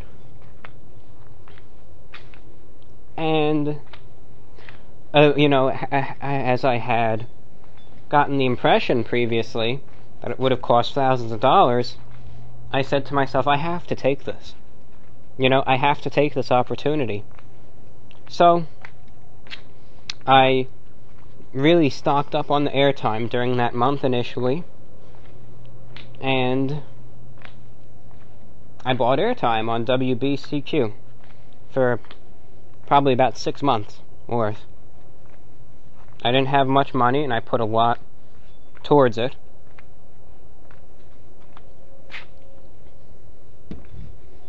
But I got 6 months worth of airtime for that rate. And my show went under the name VORW. And initially, at first, they gave that good rate, of course, because they weren't using their main transmitter. This was one of their secondary transmitters, so the signal would have a smaller coverage area, But the broadcast was on 5110 kilohertz, and was broadcast every Tuesday and Thursday evening from 11 p.m. to midnight Eastern. And it was 2 different shows, so I recorded one for Tuesday and one for Thursday. And it was broadcast from Maine with a 50 kilowatt transmitter. It was broadcast from Maine, beamed over mostly to central U.S.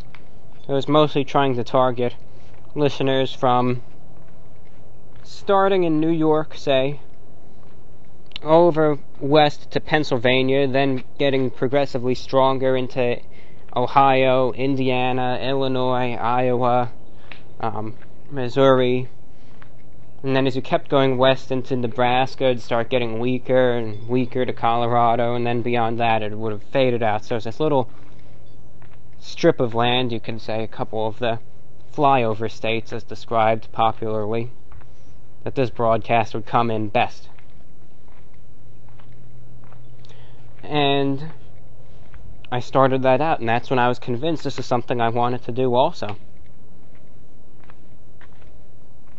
Because there's just something about it that just enthralled me, and I just, couldn't get enough of it. Being able to record the show, get it sent to this, and have it not broadcast on AM and FM, but on shortwave. Being able to have your show broadcast to a huge section of the country. Being able to listen to it and hear the analog quality and hear the signal fade in and out. And that's something I really enjoyed. And being able to get emails from listeners all over the country. One night for one broadcast you'll get an email from someone in California. And next you'll have someone listening in Ohio. And then next you'll have someone in New York and West Virginia tuned in. So that got me. Eventually, of course, there was no money to do it anymore, and I took a break, but thanks to some good fortune and really the generosity of our wonderful listeners, the VORW radio broadcast has had the extreme pleasure of returning back to the shortwaves in December of 2016, and thanks to listener funding, we've been able to expand this show into a good presence in North America and South America and even parts of Europe, and have been able to do this seriously now every week. It's a dream come true, really. It's something that back in 2014, it was just a dream of mine, really, to think that I could do a show like this one day, and now I'm finally able to do it and have a wonderful set of listeners and be able to broadcast not just on one frequency, but be able to be heard on 5 frequencies, 6 frequencies every Thursday, all across North, South America, the Caribbean, and probably even West Africa, and Western Europe. So it was just great overall. As a matter of fact, an interesting thing, I have hope now, a renewed hope, that the shortwave broadcasts are able to be heard in West Africa. The station manager at WRMI, the other station that carries my shows, sent me an email, and he said, I'm meeting with some clients, because they do a station called Radio Africa that's, I think, based out of Africa, has extensive operations there. And anyway, the station manager of WRMI sends me an email saying, I'm in Nigeria right now, doing some business, and I have my radio, and I'm able to pick up some of your broadcasts over there, so it kind of gives me some hope that there might even be some people that listen to me every week on shortwave over in West Africa, and that's why when I establish the P.O. box, it'll be very interesting to see what parts of the world I might be able to hear from with that, because I know internet access may be limited there and even regulated in some ways, so letter writing still may be the way to go. Anyway, alright, and we have one final letter, as a matter of fact. Hello, Review Bra. I'm contacting you today to inquire some advice of yours with relation to the subject of shortwave radios. I was a light follower back in 2013-2014, but with life changes, I hadn't had the chance to keep up to date with the content you produced. Being in a much more stable situation now, I started watching your videos once more, and have heard you mention/present the topic multiple times. I have grown interested in pursuing this hobby. I am sure that you have covered the topic in a more detailed manner in your videos, but I'm stuck with a lot of content to catch up on. I'd like to know if you have a video with any tips and tricks in regards to the radios, and also what model shortwave radios you are familiar with or know about. Basically, I'm in the market for a radio. I want to know the pros and cons of certain models, and which ones are worth the purchase. Also, I can't for the life of me remember, but I recall in a VORW, you mentioned about strengthening the signal of your radios, and if you may, could you refresh my memory about that? Thank you and have a great day. Well, thank you for your letter, and we will close off this show with that letter. In short, it's something I will discuss in every video, every VORW usually, because it's something that I strongly advocate and recommend, that you buy a shortwave radio. It's just my thing. It's my shtick, you can call it, but it's what I personally recommend. If you're interested in buying a shortwave radio, I would highly recommend you get the Texan PL660. I'll spell that for you.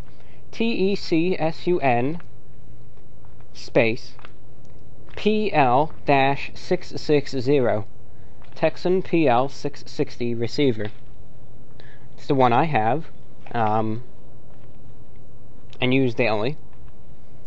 It's a great piece of technology, first and foremost. It's not huge, it's not heavy, it's something that you can have in your hand, you can put it on a desk, you can move it around, you can walk with it. It's not huge, number one, it's very portable. Number two, it uses rechargeable batteries, and it comes with the battery charger as well. I mean, that's a 2-for-1 deal right there. You don't have to sit there running to the store to get AA batteries anymore. You don't have to sit there, having to worry about not using it anymore because it's going to take up batteries. This radio comes with it actually comes with the rechargeable batteries and the charger for them too. So you wouldn't even have to worry about that. You could listen essentially limitlessly. If you don't want to use it portably, you can just plug the charger in it. You could have it going 24/7 theoretically, with full battery, and you could just charge up the batteries. The batteries themselves have a long life, usually for a couple days, or more depending on your usage. The antenna is great, picks up a lot of stations, it's easy to use, and it is incredibly durable. I say that with the utmost seriousness. I mean, this floor that I'm walking on, you can hear, that's my fist knocking against it. It's a hard surface. I mean, it's probably made out of concrete or a very hard surface. And I have sadly dropped this poor radio on it from probably a distance of 3 feet or so, maybe more. And when you think of a piece of technology like a radio falling on this hard surface, sometimes our mind just envisions it smashing open and the electronics falling everywhere. But it's so durable. I mean, it's a shame that it's fallen so many times on it, but it's emerged with maybe a little scratch at most. Works perfectly. It's very durable, so it's great to actually be used portably. And if you're an outdoors person, you like being outdoors a bit, if you ever go hiking or camping, this is an excellent radio I can see bringing into the woods and lugging it around and being able to listen to stations out there. If you're out doing yard work or just taking a walk, you can use it there too, or if you just have it inside, it's perfect for that too. So it's a great radio. Picks up AM, FM too, so if you just want to use it for that. Comes with, of course, full shortwave coverage. Also, as a little added bonus, if you're into aviation at all, it comes with the air band as well, so you can listen to airplanes. I don't utilize that, but it does. And it also comes with long wave too. If you're in Europe, you can listen to stations on that as well. So it has it all. I mean, it does it all. That's what I full-heartedly recommend, that radio. But it's $99. And let's face it, it could have all the pros in the world, but if you don't have that money to spare, you need something else. So two other radios that have much similar features, and I think are just as good, but just a little cheaper, are the Texan, same spelling, the Texan PL-380, or the Texan PL-310 ET. And I'd recommend both of those as well. Those are also good radios, and they're on the cheaper side, and it still does a good job. I mean, I have a lot of people who have actually bought that radio at my recommendation and have said it's actually a good model, and it's good for listening.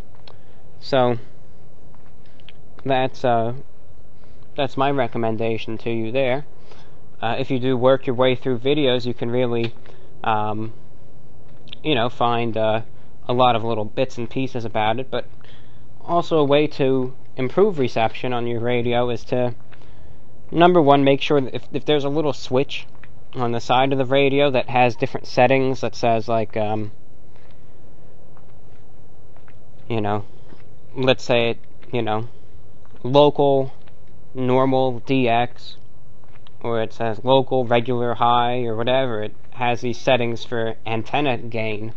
Make sure it's always at the highest one. That's a little switch that influences the sensitivity of your antenna, and you always want it to be the most sensitive so it can pick up stations the best.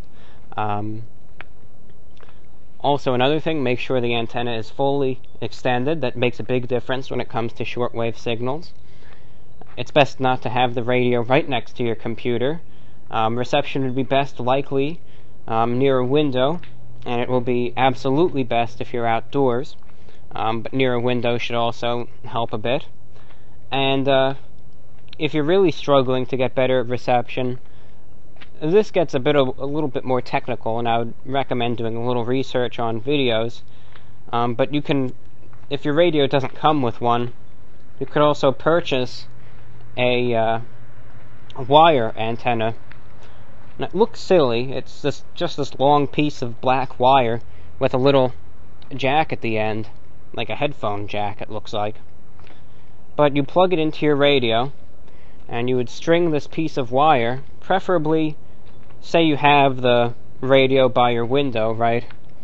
You can string this piece of wire out the window and kind of, close the window on it. It's just a piece of wire, it'll be okay. You can string it outside whilst keeping the radio inside, and this wire now will function as the antenna, and because you're leading it away from your house where all the electronics are, it will pick up the signal more clearly, and it'll do a good job. But that's something that I recommend you research in depth more, and maybe one day I'll make a little tutorial about how to use that, because it's something I'll use myself. But those are just some little tips and tricks right there, and I can go on, but I'm pretty sure I've been talking now for well over 3 hours, so I think we're going to conclude things for this program, and then I'm sure we'll talk more in the next one, should questions regarding that emerge. With that, we are done with the fan mail segment. Now to analytics.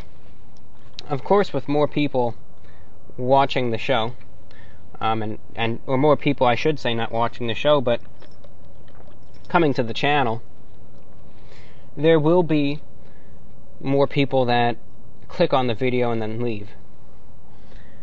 So with the statistics, in terms of audience retention, average view duration was 18 minutes 50 seconds of the last show, which was program 147, 3 hours 9 minutes in length.